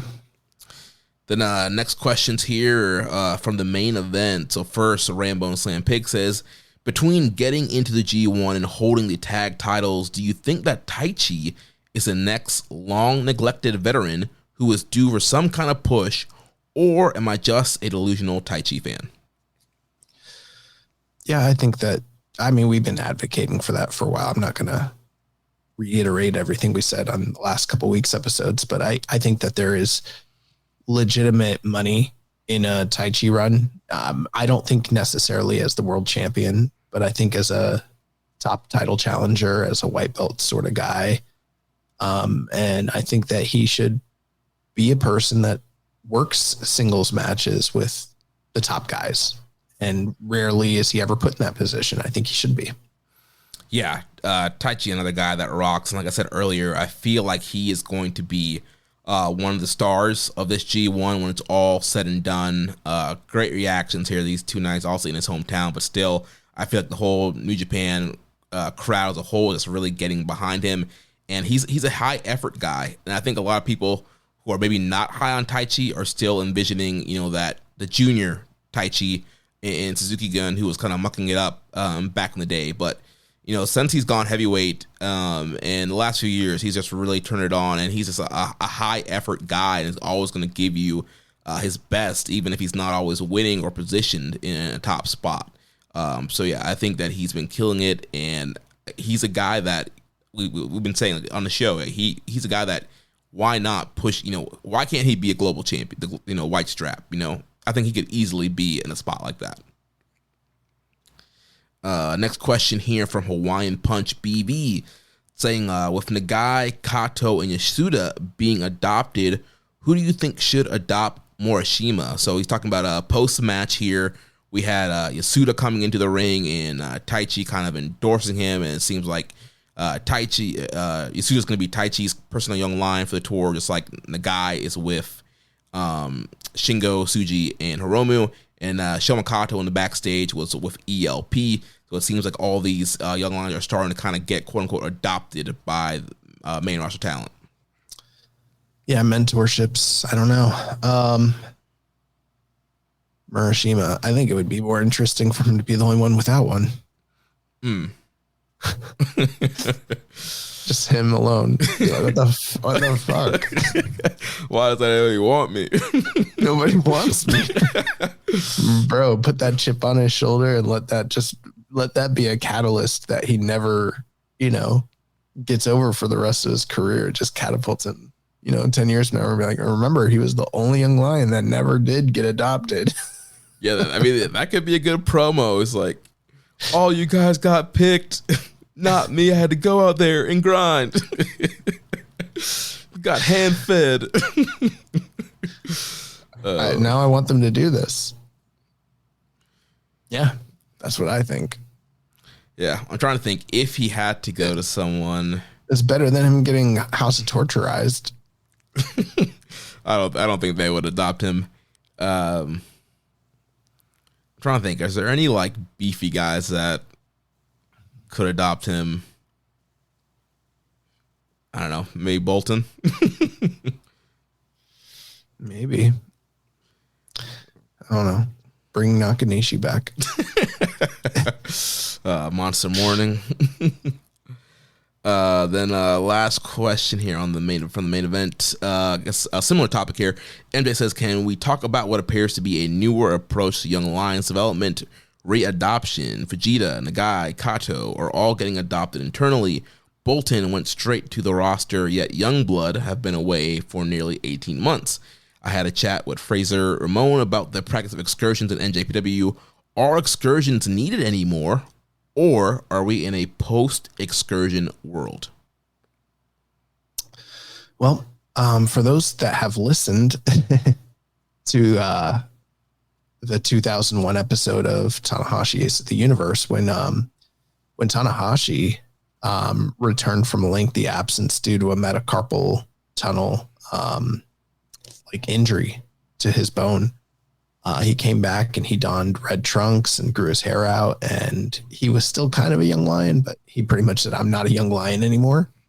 And he talked about the kind of decisions to not send him on excursion, and it was a few fold. Like, one, he was already in a tag team with Kenzo Suzuki, and that was drawing well and popular, and it was making money. So that was one reason why it didn't make sense for him to have him leave.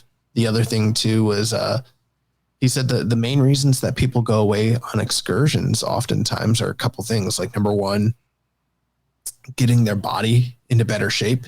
And, that was something Tanahashi didn't need to do because he was already jacked and able to go. And then the other thing was being able to learn to work different styles of matches, but primarily learning to work heel. Oftentimes when guys go away on excursion, they are adopting primarily a heel persona in a foreign country so that they can learn to work that aspect of things.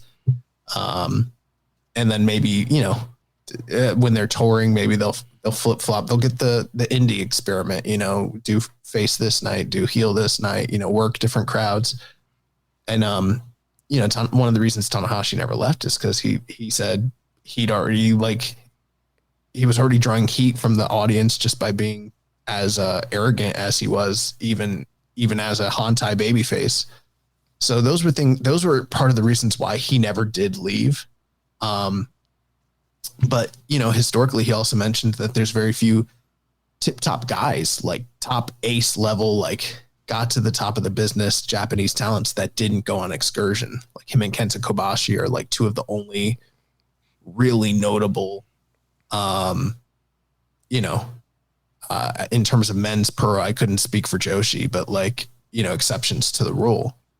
So I don't know. I do think that there needs to be, we've talked about this, how the landscape of wrestling has changed with the global climate in terms of the economy in Japan, in terms of business needs, and also in terms of the competition with AEW and WWE, and how that's kind of changed, just shifted everything from a business perspective in terms of talent pools and negotiating power of the wrestlers. So there's a lot to kind of unpack there. So I do think that New Japan needs to maybe adopt newer policies and reframe how they do things. But at the same time, I do think that the excursion experience is necessary for some performers and still very beneficial. And it is if it doesn't, if it's not broken, don't fix it sort of situation. Mm-hmm. And we're seeing a situation right now where for so long, especially when the pandemic hit, there were so many guys that were in the pipeline for New Japan where we're bro, everyone's going to hit at the same time. And then they did. And it's been several years now, and they're still trying to get these guys all up to speed at the same time. And that there's positives and negatives with that. It's hard to focus on the guys that you need to focus on when there's so many of them at the same time, but it does create competition all the same. So I don't know. I don't know if you want a constant pipeline of every 12 months, you're getting these guys through the system like it's WWE NXT and you're drawing them up to I don't know. That might be, I think that they need to have a multitude of different pipelines and paths that they can, onboard these guys.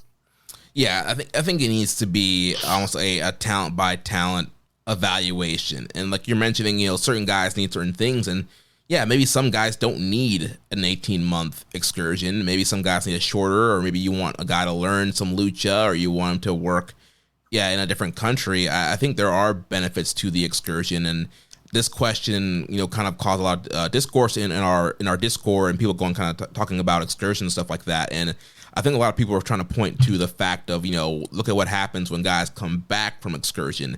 And I don't really think they go hand in hand. I feel like the booking after an excursion doesn't mean the excursion's bad. I feel like a lot of times, we've talked about with young guys, they still almost get positioned as quasi young lions when they come back.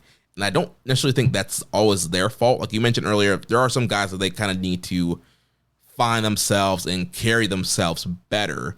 But I still feel like when guys come back from excursion, part of it does rely on the booking to establish them. We saw with Yota Tsuji. I mean, that guy, he went on an excursion, came back, and boom, look at that. Night one, he was positioned in a main event angle with the world champion, leading to a world title match at the second biggest show of the year.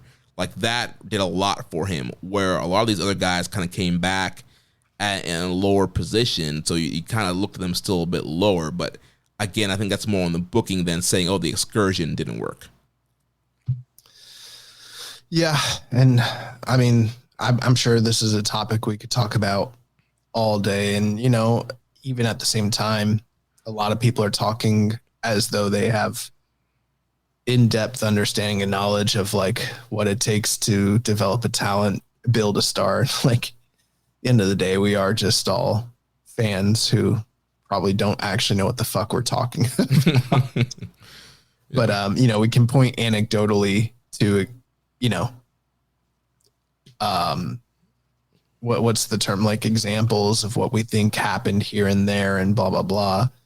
But wrestling's a very hard craft to learn. It's a very multifaceted thing. There's, the marketing of it, there's the psychology of it all, the persona, not just the in-ring ability. There's so much that goes into making someone a star and getting them prepped. And, some of it comes down to timing and what the company needs. Like, there's a fucking lot there. So I like the idea that the company is doing different things with different people, and maybe it's not always just so uniform.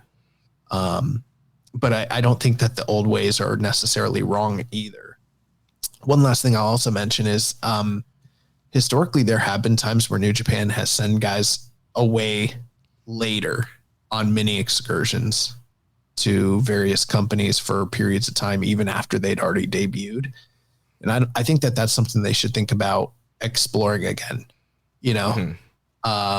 Here's an example. Someone like Watto, he's been here. He's won a Super Juniors. He's challenged for the junior title, but it hasn't like quite stuck. Maybe someone like that could benefit from going to work for Tony Khan for 6 months, something like that, or whatever it might be. I don't know. You guys throw it out there. I'm not sure what you're thinking, but it might not be a bad idea to send guys away, find a new way of doing things, and then have that like period where it's like the fans can miss them, they can grow, and then bring them back. And it's like a bigger deal, instead of like, they're just always fucking there. Yeah. And I think especially for junior guys, because, throughout the year, sometimes they don't always get utilized depending on the time of the year. So yeah, a guy like Watto or even like Vegeta, if they're not currently in a program, like sending them off somewhere on a little mini deal and then bring them back. Yeah. Like, what if he went overseas and did like the Takeshita thing? He's working, DPW, and he's working, if they ever come back, PWG and Defy and Prestige and West Coast Pro and shit like that. Maybe some GCW, and then he'll do shots for Tony.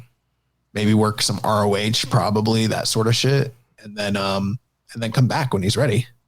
Mm-hmm. Yeah, that'd be great. So we have some other general questions here. First, Doc says, out of all debuts, who has made the biggest impact? It's tough because, I mean, the only two really are Oiwa and Drilla, right? Yes, I believe so, yeah. I've been really, really impressed with Oiwa, but Drilla is clearly on this beating higher ranked guys than him sort of early run. He's probably going to do that thing in the G1 where they go on a little mini run starting off and then they start eating losses and it kind of evens out by the end. But it's hard to deny how cool it is that he's fucking dropping all these big dudes on their heads. Yeah, like he did an excellent job getting the Drilla Killa over throughout the tag team with Clark Connors, and now it's a deadly move. The crowd pops as soon as he gets people on his shoulders, and then he drops them on their head, and they know it's game time. And Jeremy, we might be gripping. I don't know. Yeah, Oiwa's been fun to watch so far too. I fucking hate that nickname, but I mean, that boy's getting thick in the right way, bro. Yeah. Next question here from Fauci says, question for the show. If they knew Goto was dipping out to be Honda, what if instead of belting up Zach, they had Goto vacate because of the injury and did the G1 for the vacant belt? Swell idea or booking terrorism? I think that's kind of cool, actually. But at the same time, you would have to have pretty much nixed the entire Zach feud. You know what I mean? Like, there's no reason to do the Zach feud if Zach wasn't winning the belt. Maybe we should have seen it coming from a mile away because they did do 3 matches in the same year. Mm-hmm. But provided they don't wind up doing the Zach, they don't do the shitty finish in America, and then they don't do the rematch at Tanahashi Jam. If he did just vacate the belt due to quote unquote injury, then yeah, maybe it would make sense to have the winner of the G1 win the title. But I don't know. The winner of the G1's never fucking gotten the title. So I don't know. If you're a traditionalist, you probably don't love that idea. Yeah, I think it would be something cool to do one year, just do something different. They were already kind of starting to shake up the formula with, last year, Zach challenging at King of Pro Wrestling, whatever show he challenged at. So yeah, I think one year would be cool to kind of have the winner become the champion, and then you do something else to pick a challenger or whatever. But yeah, I think the Zach Goto feud would have made it a little bit hard to do that. If he had just beaten Zach again, then what would have been the whole point of him, essentially beating Zach like 3 times in one calendar year? I know how you figure out the new winner of the the challenger at Wrestle Kingdom. Huh. You say that the tag team that wins, that they have to fight each other in the finals, and the winner goes on and headlines Wrestle Kingdom. Winner of what? World Tag League, you're saying? Yeah, the winners of World Tag League, at the end, they have to fight each other. Yeah. So, like, no traditional tag, like, you don't get a tag team title shot. You get a chance as a tag team to fight each other for a chance at the title. So it'd be like Lethal Lottery or, the Strange Bedfellows sort of shit. Mm-hmm. And then the winners of the tournament would be like Gabe Kidd and Suji. Yeah. They fucking hate each other the whole tournament. Next question from Les Commission 7252. Thoughts on both night 1 and 2 regarding the fan reaction, the card line for both nights, and the direction you think they're going? That's a lot to unpack there. I'm not going to dive too deep because we're already an hour and a half into this shit. But I've heard that the ticket sales have been a little lighter than expected, but I haven't done the analytics for this whole thing, so I don't really know that.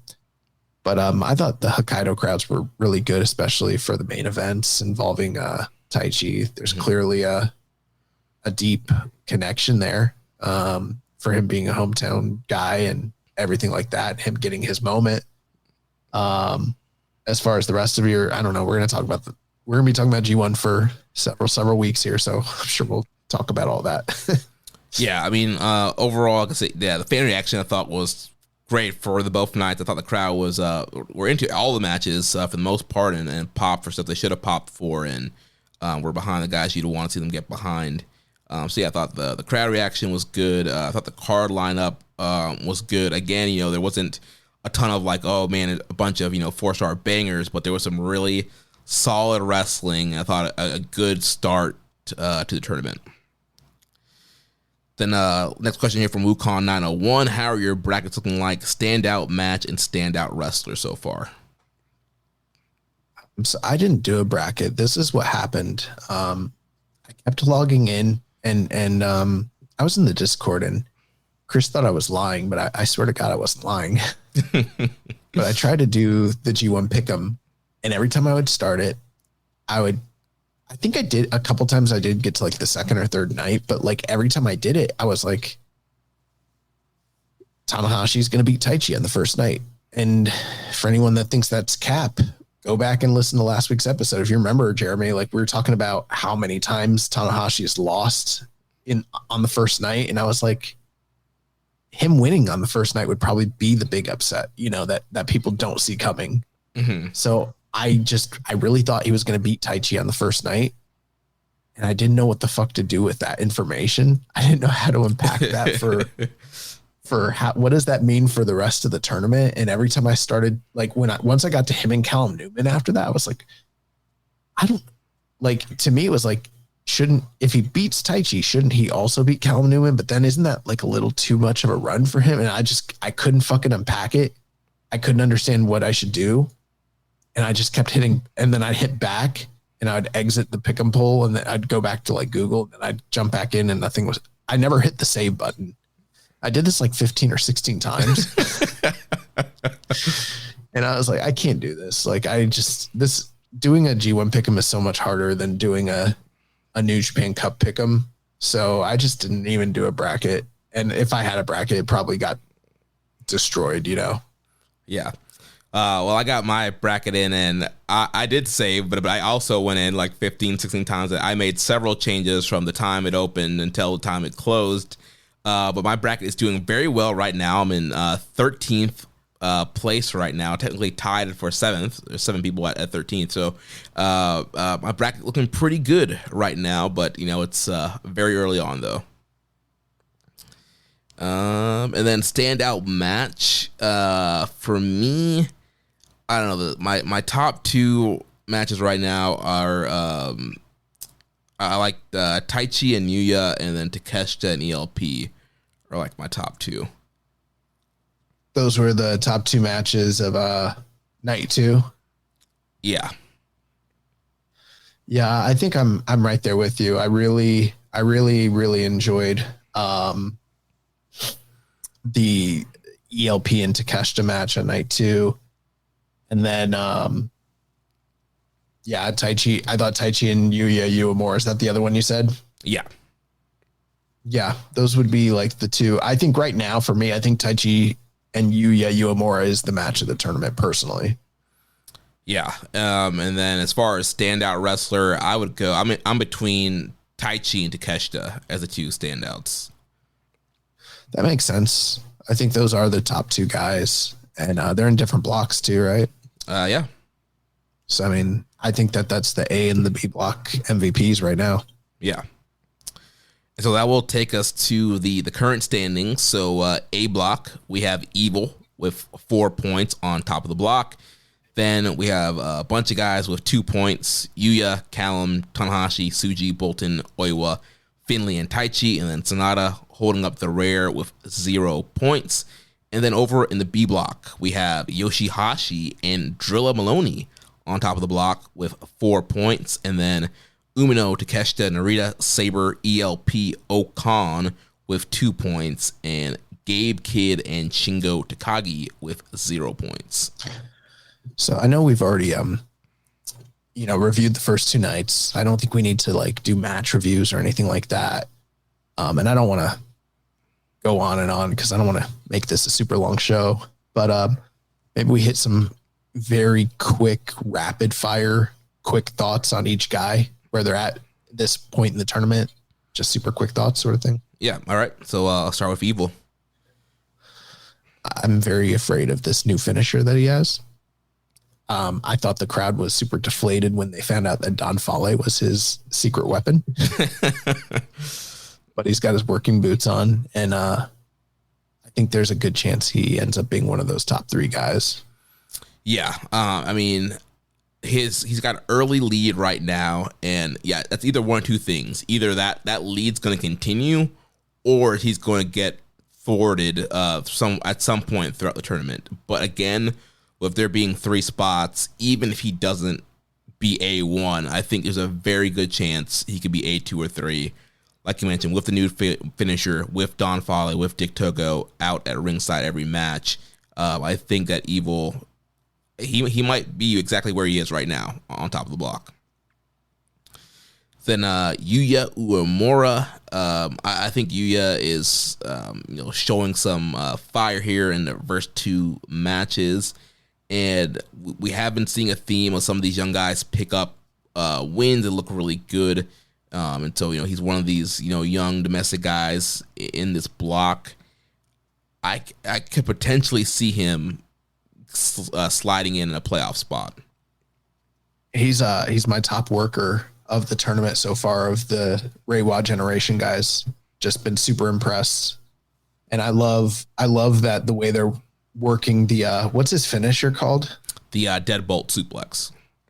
Okay, yeah, the deadbolt. The way they're working the deadbolt, instead of it just being a come off the ropes sort of out of nowhere thing, he's working for, pummeling control to like get it, lock it, and then fucking just launch him. I love that. So I think I've got Yuya Uemura personally. I don't have a bracket, but I have him as one of my finalists in this year's G1 personally. So I'm very impressed with his run so far. Yeah. And then Callum Newman. I am not impressed with Callum Newman's run so far. To me, he's kind of the anti Oleg Boltin. Like, I think he's still a guy that needs some seasoning. I think that in some ways he's what people claim ELP is, I was just thinking that. Like a guy with some very glaringly big holes that people pretend that ELP has, but like Callum still has them. But I think he's still learning. He's still growing. And, I'm still optimistic. Yeah, I think he's been fine. There's just nothing. Yeah, he hasn't really done anything to, knock my socks off. But to be fair, he had Evil on night 1 with ton of shenanigans, and he had a broken down Tanahashi on night 2. So let's get him in there with some other guys in the block where he can go a little bit longer, show us what he showed us in the Goto match, and establish himself. Yeah. Then next up, Tanahashi, and you talked about your dilemma. Where did we go next? He won the first one, lost the second one. What kind of G1 are we going to see here? And I think that is the question. I don't know right now. Yeah, are we going to go the old man route where he's going to lose a lot, or is he going to beat the right people to get into the playoffs? I still have all the fears in the world about his knees. I saw people online taking victory laps about that first night with Taichi, acting as though it was this superlative performance. And don't get me wrong, I think that they worked a very good main event and it was emotional, but it was very clear Tanahashi is hurting. He had trouble walking down the ramp. Yeah, that's before the match started, just literally walking down. He had trouble running. It was tough. It was really, and then he did like 4 high fly flows in that match, which is fucking crazy. So, I'm very nervous. Last week, I think I was wrong when I talked about where I saw Tanahashi's tournament going and how I thought it was going to play out. I was wrong. I think that he's going to wind up with 3 wins and hit that 100 mark. I think what Chris mentioned last week was right on the money. And I think that's going to be his thing in this tournament, is like he's chasing 100. And I think when he beats Evil on the final night, that will be his 100th win. So I think he's going to pick up 1 more win and lose the remainder of the tournament. And if I had to guess, I think it's the Oleg Boltin match. because he lost to Oleg Boltin in the play-in rounds. He got jobbed out so quick last year. Yeah. I was talking to Chris online about this, and I think he thinks Sonata makes more sense because he's got Sonata and then Evil on the final night. But I think him losing to Sonata the first night to set up the Evil win makes more sense personally. Yeah, I like that because then you think, oh yeah, he loses to one House of Torture guy, and then it'll be more shenanigans the next night.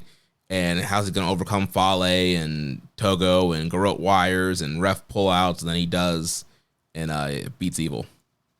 Yeah, so hindsight's 20/20, but I think that's what's happening with him. I think he's gonna still lose a lot, be Evil on the final night, reach 100. It's this milestone no one's ever gonna touch again, and that's his G1. But I'm very nervous about his health, and not in a performative like safety police way, like in a if the rumors and the rumblings you hear about backstage are true, it's like, how the fuck is he gonna do this?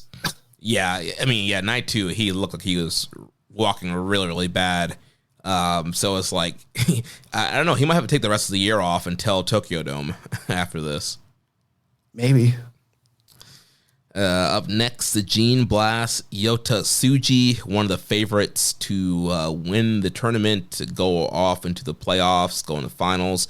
I think Tsuji's been pretty good so far. Had a win over Sonata and then a loss to Evil, so he got the House of Torture guys out of the way.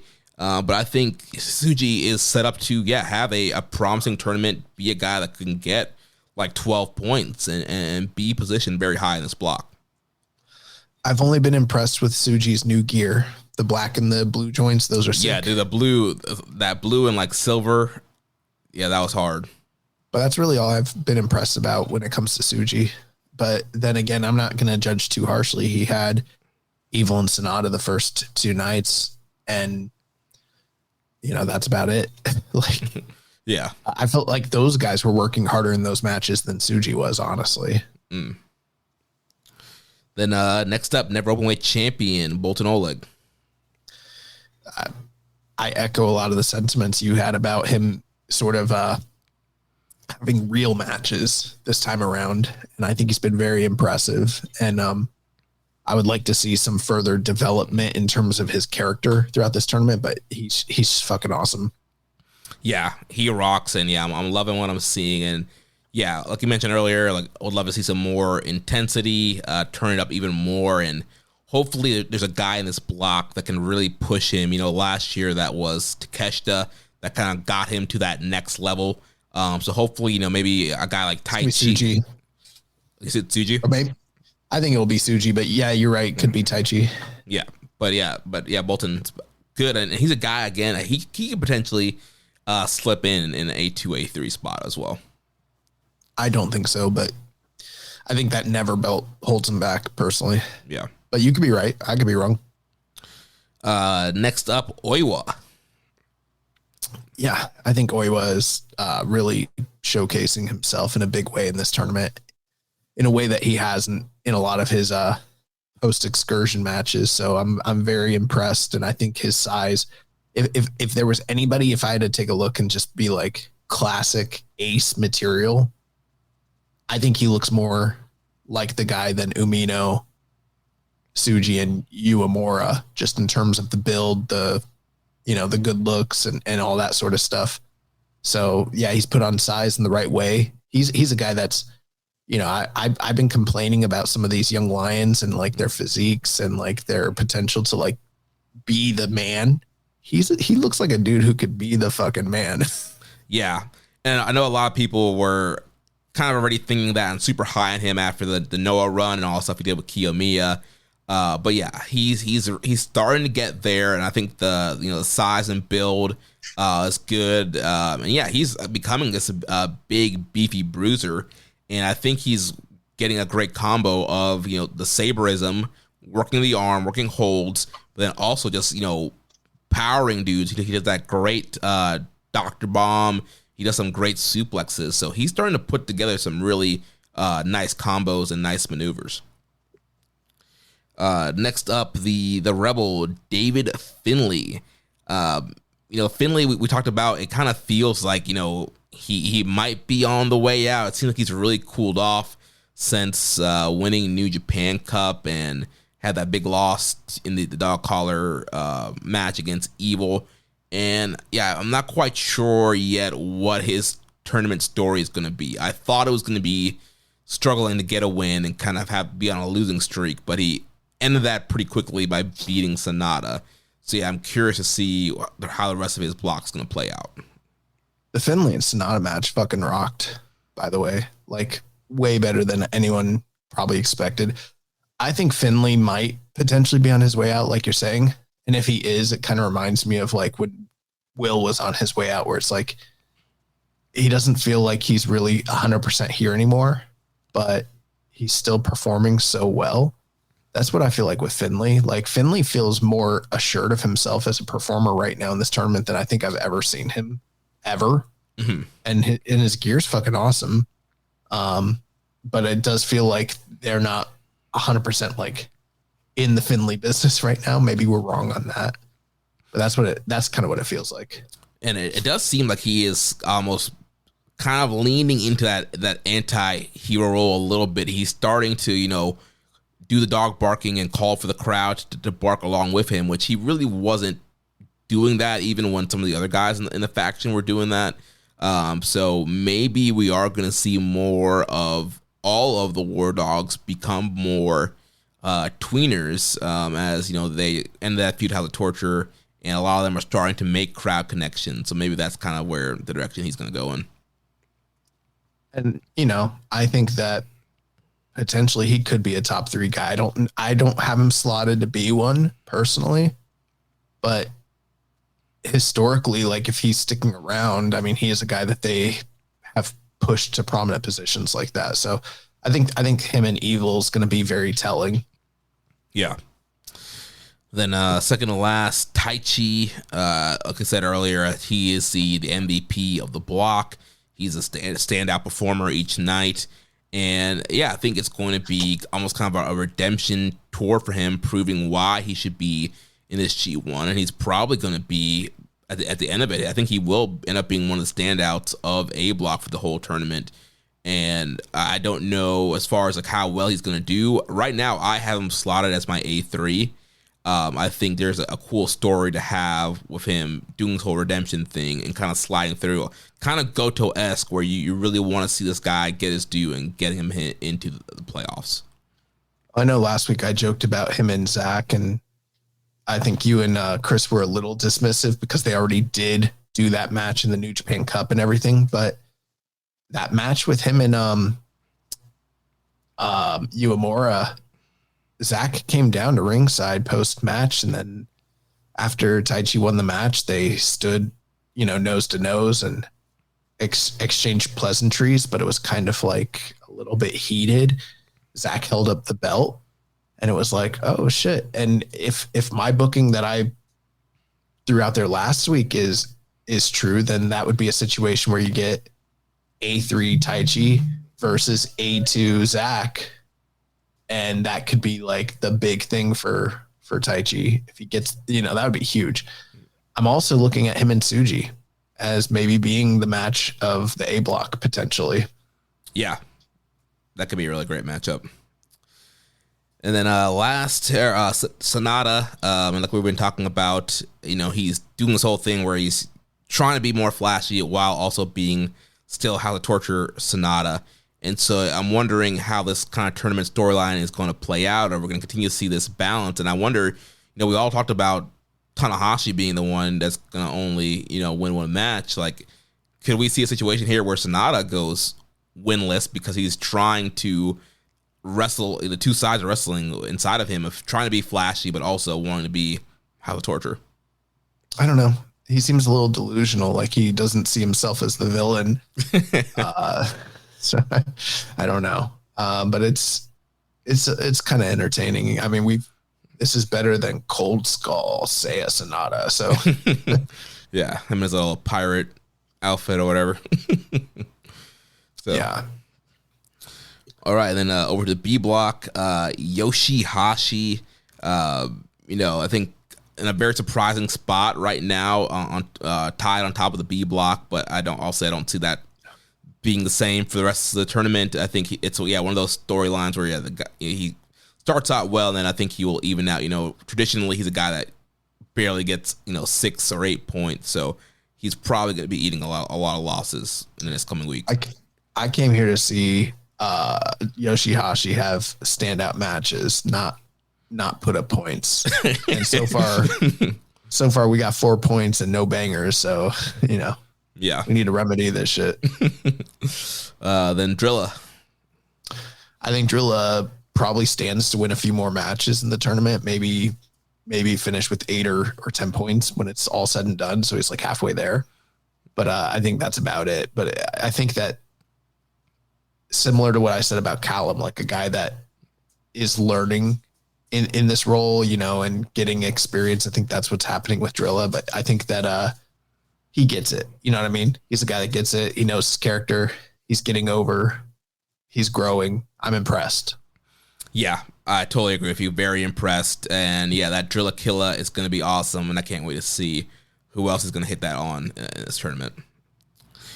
Then Roughneck Shota Umino. He's a guy that could potentially go to that playoff selection here from the B block. And I think that's still the case. I don't think they've fully given up on him yet. And, he's been fine so far in the tournament. And I don't know quite what they're doing with the character, because it seemed like pre-G1, they were teaming up with Phantasmo, and Phantasmo was trying to, get him to wear glasses and be a little bit more goofy. And then now it seems like he's kind of going back to what he was doing before teaming with ELP, where he's kind of a little bit more serious, has the hoodie up and all this stuff. So don't quite know where the character is going, but he's probably going to be a guy that's going to the playoffs. I think he might end up in the playoffs, but I'm just lost. Much in the same way that he feels lost, it makes me as a viewer feel lost. I don't know what the fuck they're doing with him, and it doesn't feel like a situation where it's like, oh, when it all comes together, it's going to make sense. It's going to be like, damn, that took a long time for it all come together, and like, what was that all for? Like, we could have gotten here much sooner. I don't know. I'm not impressed with the guy like at all right now. Yeah. Apparently, I've been hating on him since 2019, though. So the Alpha, Konosuke Takeshita. Yeah, Takeshita, I mean, what's there to say? I think Takeshita in Japan is kind of like, I don't want to say exactly the same thing, but, we talk about Kenny being Kenny in Japan and how it's different. I think Takeshita in Japan is different from the Takeshita we see in AEW, and yeah, he's pretty great. Yeah, a great tournament. Yeah, he's easily going to be one of the standouts in this block. I expect him to get to the playoffs. The comments he made in the press conference and some of the interviews he's done leading to the tournament talked about, one of the things that's kind of fueling him is not winning G1 last year. So I think we're going to get a big roaring comeback for him and getting to the finals and potentially winning it. Yeah,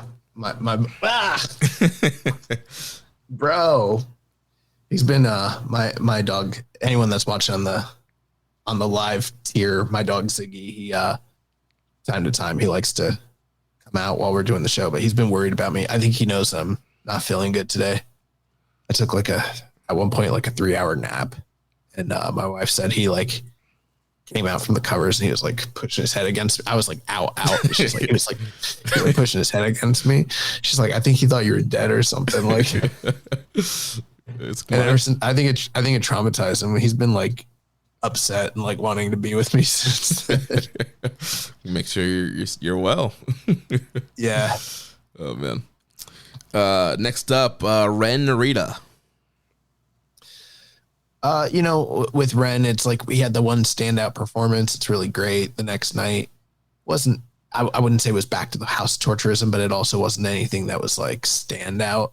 But I think that he has an opportunity here to kind of break out of the mold of, just where they've had him slotted for a year now. Has it been 2 years? When was that?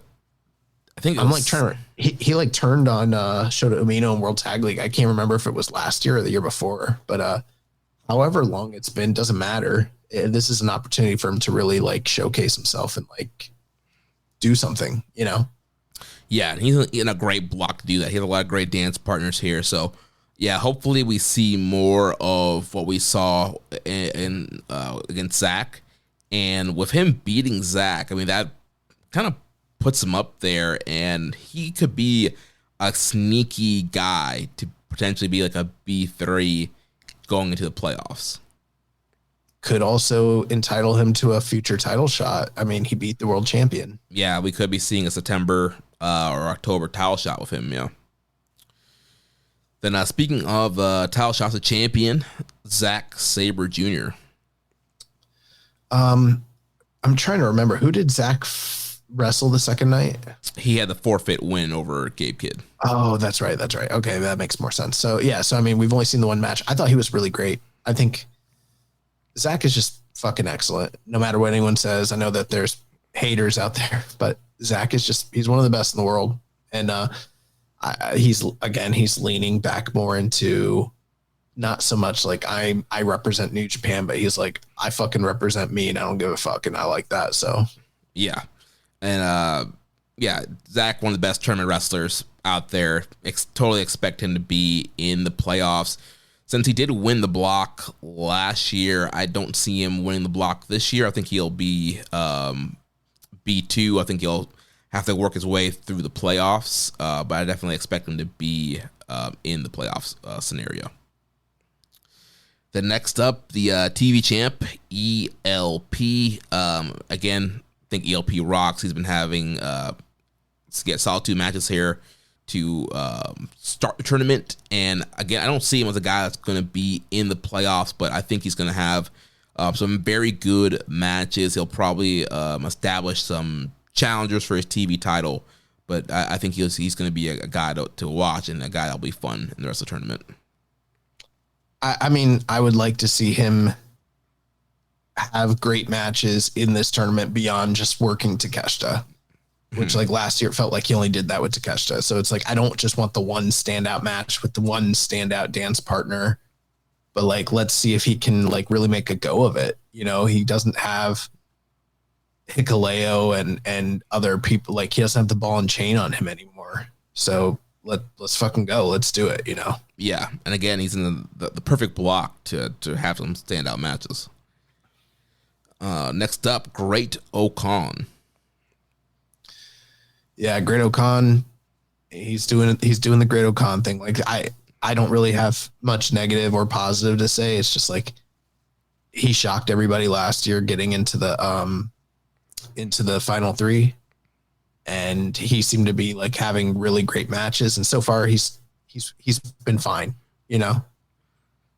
I don't think that we're about to see him like take over United Empire or anything like that. And I don't think he's getting to the finals, and I doubt he's beating any of these champions. So in a certain sense, I think he's just kind of a placeholder, honestly.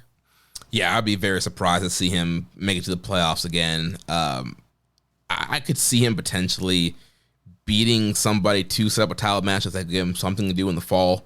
But yeah, I don't see him going further. So he has Zach and he has Gabe and ELP as champions. I know they kind of already did an ELP feud, but I mean, he could potentially beat ELP again to do another TV title match, or you could set up a white belt match with him and Gabe that he could lose in the fall. And speaking of Gabe Kidd, so I'll say this is all going to depend on whether or not he eventually gets cleared to continue the tournament. And I think a lot of people had Gabe circled as a guy that would make it in the top 3, considering he is the number 2 champion in the promotion. However, like we talked about last week, I feel like him being the white belt champion could just be what his thing is, and potentially not go through to the playoffs being the global champion. Yeah. This is all going to hinge on his knee, and that's pretty much all I have to say at this point. Is like it depends on what his health. Yeah. And then last up, Shingo Takagi. Also Shingo rocks and very consistent performer. I would like to see him put out some more great matchups, and Made the playoffs last year. I don't think that he will be a playoff contender this year, but I feel like Shingo's a guy you can never count out, especially in this era of New Japan. I think he's a guy that we kind of need to count out. They don't seem to have plans to alter the character very much. Unaffiliated seems to be a little aimless. Perhaps I'm wrong about that, but he's not going to be in the top, finals. I think maybe his one potential thing maybe would be to beat Gabe Kidd and set up a white belt challenge. And with this knee injury, that might even throw things into question at that point. So we'll see.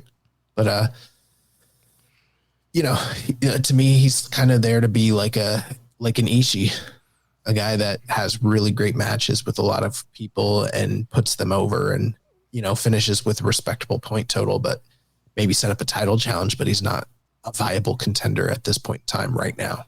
Yeah. So that's going to do it for the block. So we do have several nights of action coming up between now and the next time we record. So coming up tomorrow, Tuesday, July 22nd, night 3 kicks off in the Sendai Sun Plaza. There will be some undercard preview tags on the card, but jumping to the tournament matches on the A block, we'll have Callum Newman versus Oiwa, Tanahashi versus Bolton Oleg, Sonata versus Evil, Taichi versus Dave Finlay, and Tsuji versus Uemura. Then on Wednesday, July 23rd, we're jumping to Aori Nakaoka with B block action. So we got Yoshihashi versus Trilla Maloney, ELP versus Ren Narita, Takeshita versus Great Okan, Shingo versus Gabe Kidd, and the main event of Zack Sabre Jr. versus Shota Umino. Night 5, Friday, July 25th from Ota City General Gymnasium. The A block's back in action with Sonata versus Bolton, Yuya versus Callum, Taichi versus Evil, Tsuji versus Oiwa, and Tanahashi versus Dave Finlay. And then Saturday, July 26th, also in Ota, we got B block with Yoshihashi versus Great Okan, Drilla versus Gabe Kidd, ELP versus Sabre, Umino versus Narita, and Shingo Takagi versus Konosuke Takeshita. Then Sunday, July 27th, from Nagoya International Exhibition Hall, we got A block action with Tsuji versus Bolton, Finlay versus Newman, Taichi versus Sonata, Evil versus Yuya, and Tanahashi versus Rei Oiwa. Nice. So we don't have to do in-depth discussion on this stuff, but I don't know, maybe just broad thoughts on each night, maybe some key predictions, that sort of thing. Sure. So night 3, I think that main event is positioned to be a pretty big main event with Tsuji and Uemura, and I think it's going to be a callback to the match last year where Uemura got hurt beating Tsuji. So just 50-50 booking. I think Tsuji's probably going to get the win back there, but that should hopefully be a great spot and something that really elevates both these guys. I think you're right. I've got this booked as I could be wrong, but I've got it booked as my finals for the year.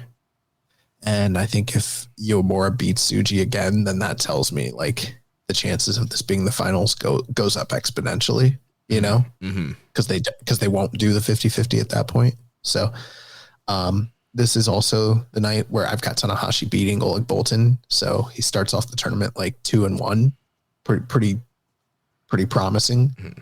And then he goes on his losing streak before he loses. That's my prediction, before he loses to Evil. Anything? Oh, then, Sonata Evil, that's very interesting. All house torture match. Yeah, I wonder how that's going to play out. Are they going to do the old Bullet Club, finger poke kind of gimmick, you pin me, I pin you kind of thing? Or are we going to kind of see this delusional Sonata, try to actually wrestle Evil? Yeah, plus, again, Evil's got all the goons out there, but they're all house of torture, so that's going to be interesting. Yeah. And, both these guys are part of the Naito-verse, so Naito never die. And then we can't gloss over Dave Finlay versus Taichi, two of the best workers in the block. I think that has the potential to steal a show. It's going to be a good match, I think. And, if Taichi loses there, I think that's kind of telling us where he's probably slotted remainder of the, and I don't know, we'll see. But I think David Finlay is likely to beat him. If David Finlay loses to Taichi, then that might mean Taichi is going on a little bit of a run. Yeah. So, and on the undercard, we do have Daiki Nagai team with Shingo. So we'll kind of see how that whole storyline plays out. If Daiki's going to start wearing some color or change up anything with his appearance being a part of Unaffiliated. I mean, y'all might see that.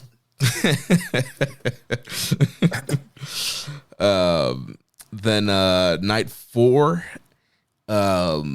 we got the Tokyo Dome main event rematch here with Sabre and Umino. In the main event. Yeah. My God. I'm not looking forward to that at all. Hopefully they can redeem themselves there with that matchup. Shingo and Gabe Kidd, I would say, would potentially be a match of the night, but we don't know if Gabe Kidd will be cleared for that match.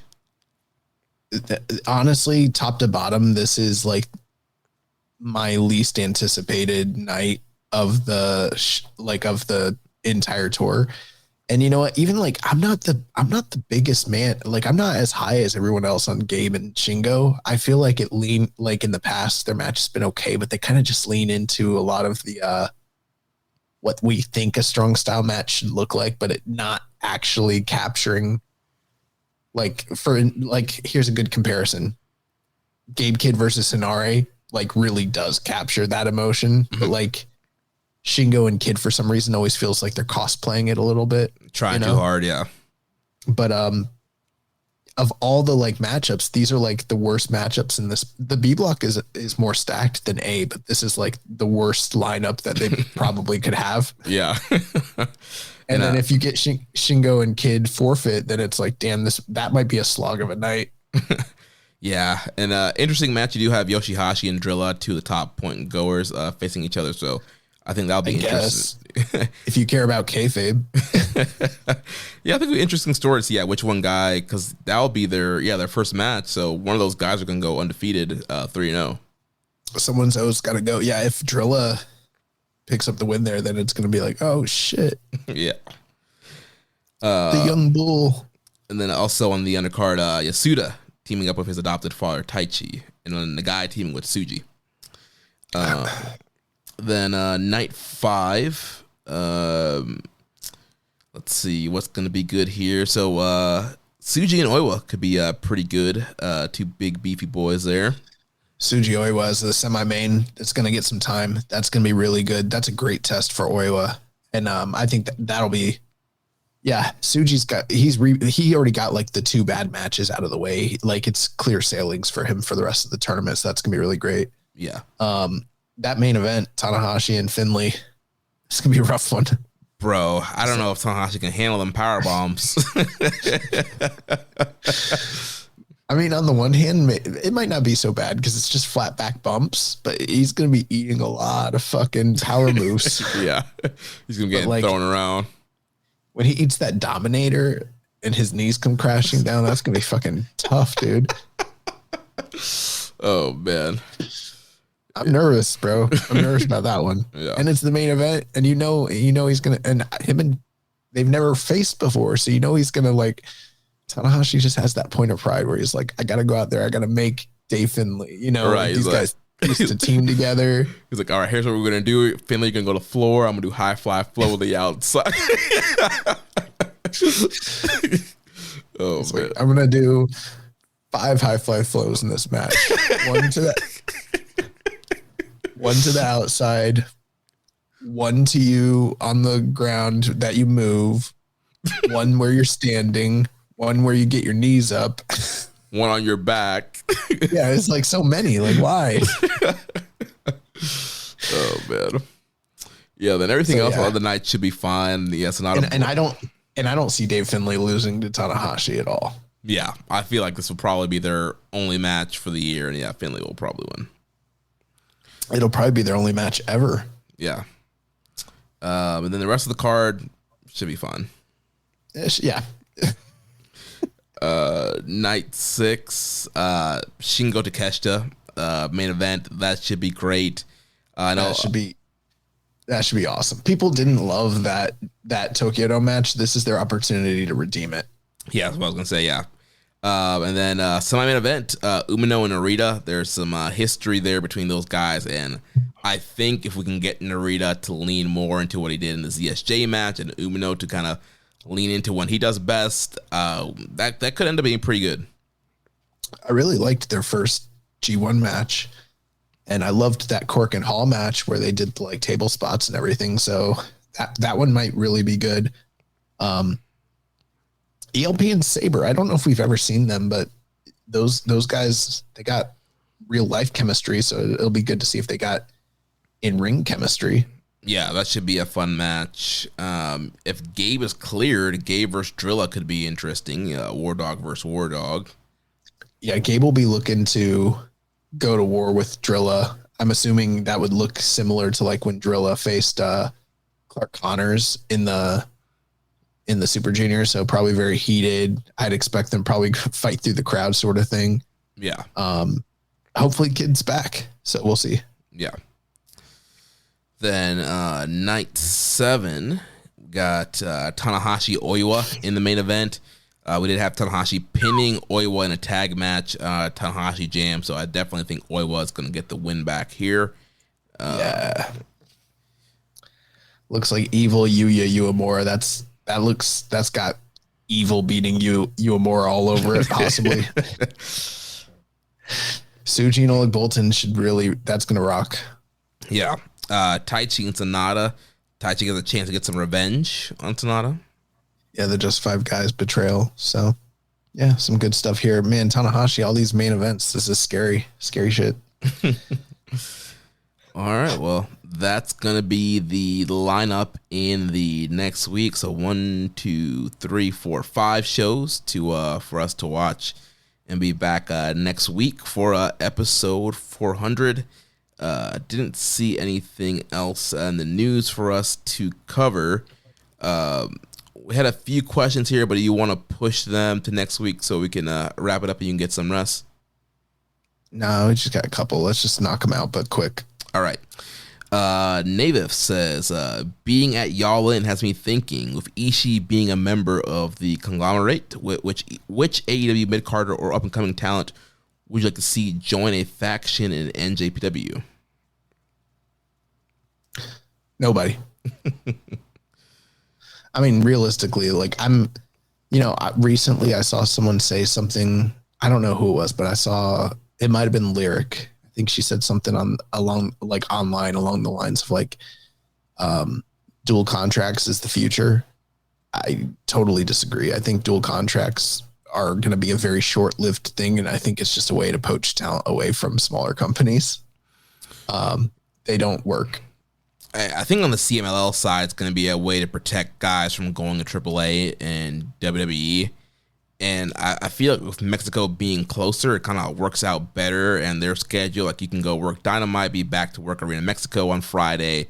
I think it kind of works out better where with Japan being so far away, like how do you get reasonable time with guys that are dual contracted to get them back and forth? Yeah, it's what in the finance world, we call that hedging. You know, you're hedging against potential threats and losses, things like that. But, if you really want to go full bore with the person, you want to make them a top guy, a top star, you can't have a dual contract. They need to be exclusive to one company so that the company can invest in them and make them like a tip top guy. Nobody who is signed to a dual contract is going to be a tip top guy, period. It's just not going to happen. Maybe Takeshita. Nope. Takeshita might even be world champion, but it'll be short lived because the company they don't have the assurance that they can get the dates on him, that that the other promoter isn't going to call them away, that they're, you know what I mean? Like there's no confidence. Yeah. And same thing, this thing with Hechicero, like he's working over there. He's getting paid more money. That's great. He might get a bigger profile in America, but like neither company is really going to actually be able to go with somebody. Like at the end of the day, the only way someone's going to be a tip top guy is when they're signed exclusive to one company. That's it. So I personally don't care. I don't care about the AEW partnership anymore, like at all. Like it has not been what we were promised it would potentially be. And most of the positives don't outweigh the negatives, in my personal opinion. And this isn't coming as like oh, I hate AEW thing. It's just like, I don't see the upside. Like, I don't know. There's nobody that's from that company that, like, I truly believe if they come over that we're going to get like regular dates and, you know, they're going to get integrated. They're going to be here. They're going to have a strong presence. It's just not happening. I mean, we have Kevin Knight, who's dual contracted, and he is not getting regular dates in Japan. He's just working Super Juniors and Junior Tag League, and that's pretty much it. So. And I mean, like, bro, when we were at All In, you know, just peeling the curtain back a little bit, like, I talked to a couple talents, and I was like, yo, when you coming over? And they're like, Tony's not going to let me go. They're like, I'm needed on TV. Like, I can't go work Japan. Yeah. They're like, I'd love to work Japan, but I can't because we got TV every week. Like, it's just not happening. Yeah. Unless we want to get like Brian Cage or some shit like that. Which actually that could be pretty cool. If that's what you're looking for, is like it would have to be someone so super underutilized and just not at all factored into the plans, you know? AR Fox. I don't know. He's got visa issues. Remember, like, couldn't get into. Yeah.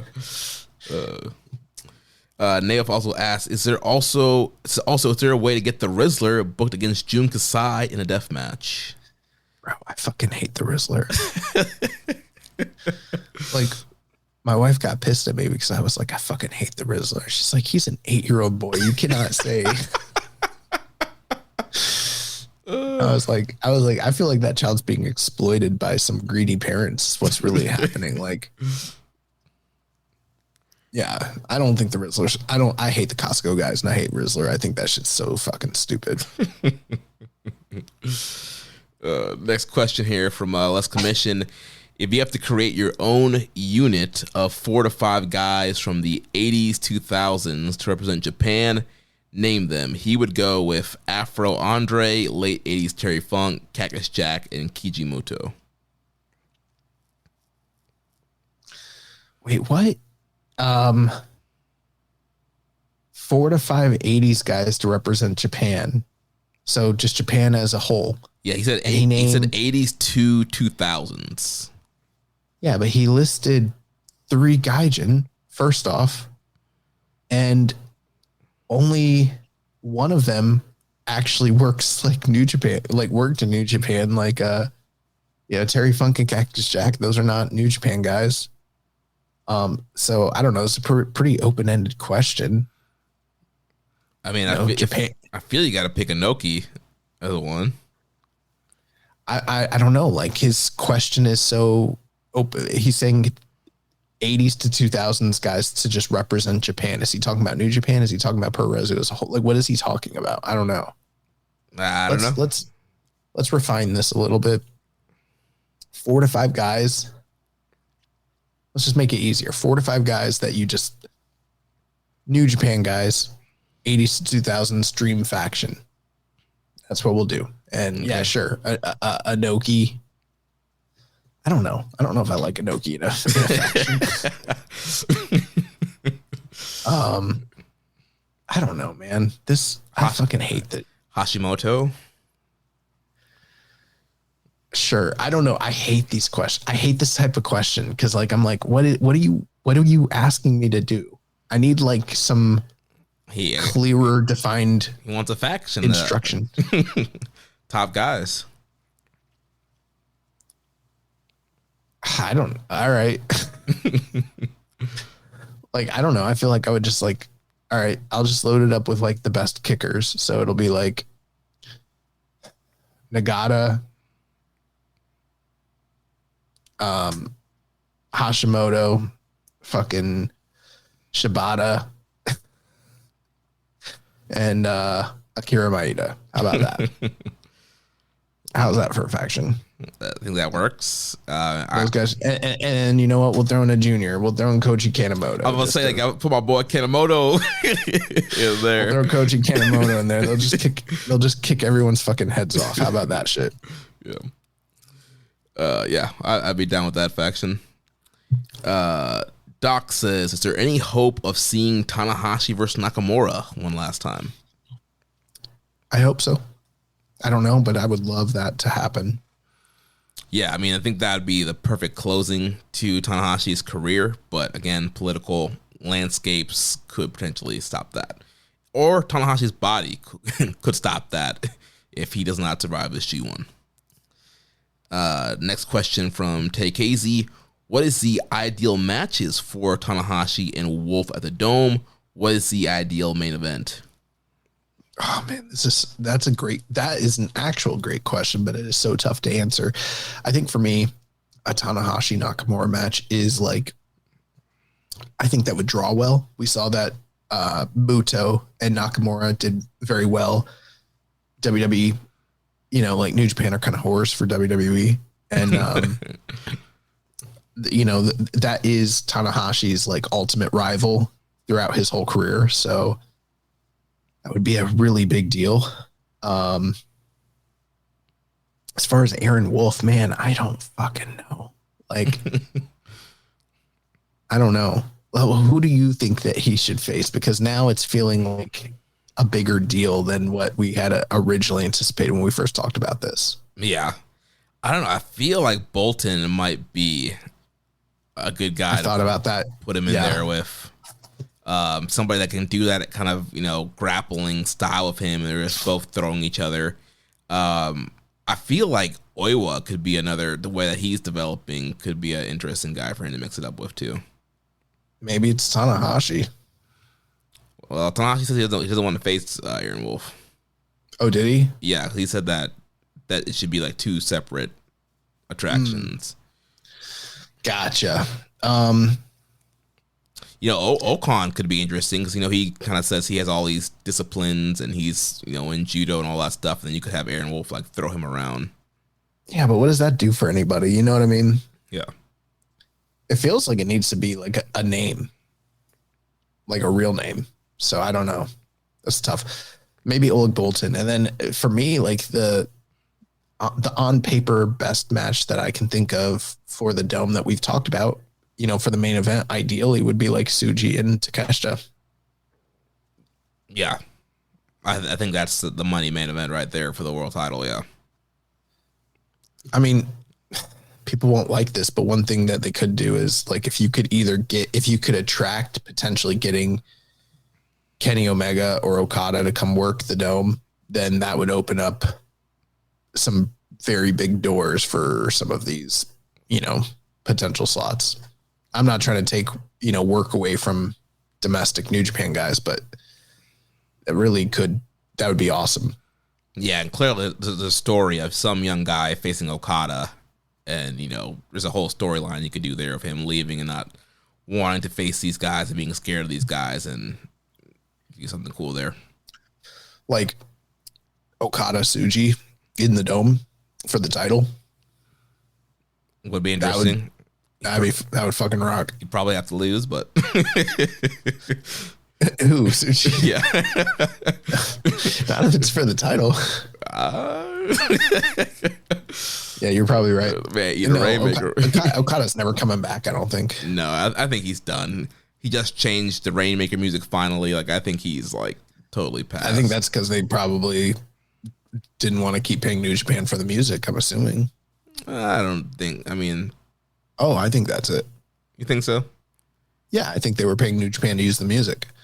I wouldn't be surprised if Jay White's music changes too, because they don't want to keep paying New Japan to use that music. Well, I almost guarantee you they're paying them to use that music.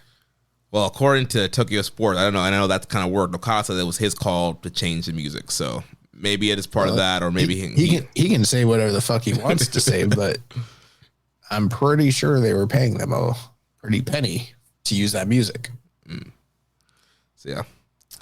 Last two questions here for you. Some fight questions from our boy Hawaiian Punch BV. Says, after Usyk's destruction of Du Bois, do you see him being undefeated for the rest of his career? Maybe. I mean, that was pretty impressive what he did to Du Bois. I watched that live and I was really thrilled. Because I mean, Usyk is really an incredible fighter, but it's not like he has dynamite in his hands, especially being an undersized heavyweight. I know that he knocked out Dubois in the past, but it was pretty late in the fight. This was, he cracked him in that 5th round, which was a little unexpected, and got him out of there. I mean, like put him out. So that was pretty cool. But I don't know if there's anybody else in the division. Like some of the fights that I would like to see him fight Wilder, and I'd like to see him fight like Ruiz and Ortiz, but those guys are all aged and much lower in the ranks. But those are kind of the bigger names from the last, previous era that he never really fought. Then the other guys that are like at the top of the division, it's like Joe Joyce and Zhang and stuff like that. But most of those names don't really tickle my fancy personally. So I'm wondering if he even keeps fighting much longer, because there's not that many big, or if they brought out Jake Paul. Adam go nose to nose with Jake Paul, and I'm like, what the fuck? Which I would kind of love that in a way, because I want to see Jake Paul get his ass beat so bad. But I don't know how much longer Usyk keeps fighting. I mean, what has he got left to prove? Who else is there? Like the division is, lacking in talent, and he's run through everybody. They're talking about him doing a third Fury fight. I'm like, he doesn't need to do a third Fury fight. Like Fury probably needs to beat somebody before he gets a rematch. I'd rather see him fight like freak show fights. Mm-hmm. Have him fight Canelo. Have him fight John Jones or Brock Lesnar, But yeah. So I don't know. I don't know how much longer Usyk even keeps fighting. I mean, he is 38. I know that he said 38. For him, he's a young 38, but he's been fighting his whole life. Like, what does he have left to prove? He's beaten pretty much everybody. Yeah. And then his other question, thoughts on Pacquiao's performance at 46 years old against admittedly a trash champion. I was so shocked I didn't even know that Pacquiao was fighting again until the day of. I didn't see the fight because I'm getting old and I can't stay up that late anymore. I also didn't watch the Poirier Max Holloway fight live. So I haven't seen this fight, but I did think that Manny would get sunned, and I was surprised to wake up in the morning and find out that he didn't. Like, that people were calling it a robbery and they thought that he won the fight. So that's kind of surprising, but I don't have much thoughts about it. My boy JBL in the or it's not JBL, JML in the Discord, 100% convinced that Pacquiao won that decision, but that was what I was reading in a lot of the a lot of the press thought that he won the fight. So I don't know, but I'd have to see the fight. I don't have much thoughts beyond that, but I was really shocked to even learn that he was even. I think he was supposed to fight. There was one fight I did want to see him. He was going to do a fight against Bacall, and then it never happened. And I wonder what happened with that. So I know he's done some what are they called? Like exhibition fights, and he's won most of them. But I was surprised to see at 46 years old, he was out there, or 48 or whatever, that he was out there still fighting for titles. It's fucking crazy. Yeah, I didn't realize. Yeah, he had a fight recently. Yeah, and the last dude that beat him, I forget his name. The guy that he fought this, man, I'm so out of the loop with boxing. But the guy he was fighting for this title beat the guy that beat up Pacquiao in his last fight. So I don't know. All right, well, that's it for the questions. Next week we'll be back for the 400th episode. Might have a special interview, so stay tuned for that. And then we'll review nights 3 through 7 here of G1 Climax. So remember, if you want to watch our show live or listen without ads, you can sign up at patreon.com/KI Strong Style. You can also make a donation by visiting socialplex.com/donate and click on the donate button under the Keeping It Strong Style logo. Make sure you connect with us on social media on X and Blue Sky. Follow us at KI Strong Style, at socialplex, and at Jeremy L. Donovan, and at YB_Josh and Liger. On Facebook, follow us at facebook.com/socialsuplex, and the Wrestling Squared Circle Facebook group. On Reddit, on the Pro Black Guy, just Keeping Strong Style. On YouTube, we are at Social Suplex. You can join our Social Suplex Discord server to interact with us and other wrestling fans. You can email me, Jeremy, at socialsuplex.com. Check out the other shows that we have here on the network. One Nation Radio, hosted by Rich Latta and James Boyd. All Things Elite with Floyd and Austin. Imps, WWE Adventure, Wrestling Art with Chris Slings, Tunnel Talk with Allie, Ann, and Leah, and the Trish and Sarah Wrestling Podcast. Don't forget to subscribe and leave a rating and review. And we will catch you next week on Keeping It Strong Style, the ace of podcasts. It's your bum. Thank you for listening to Keepin' It Strong Style. We'll see you next time.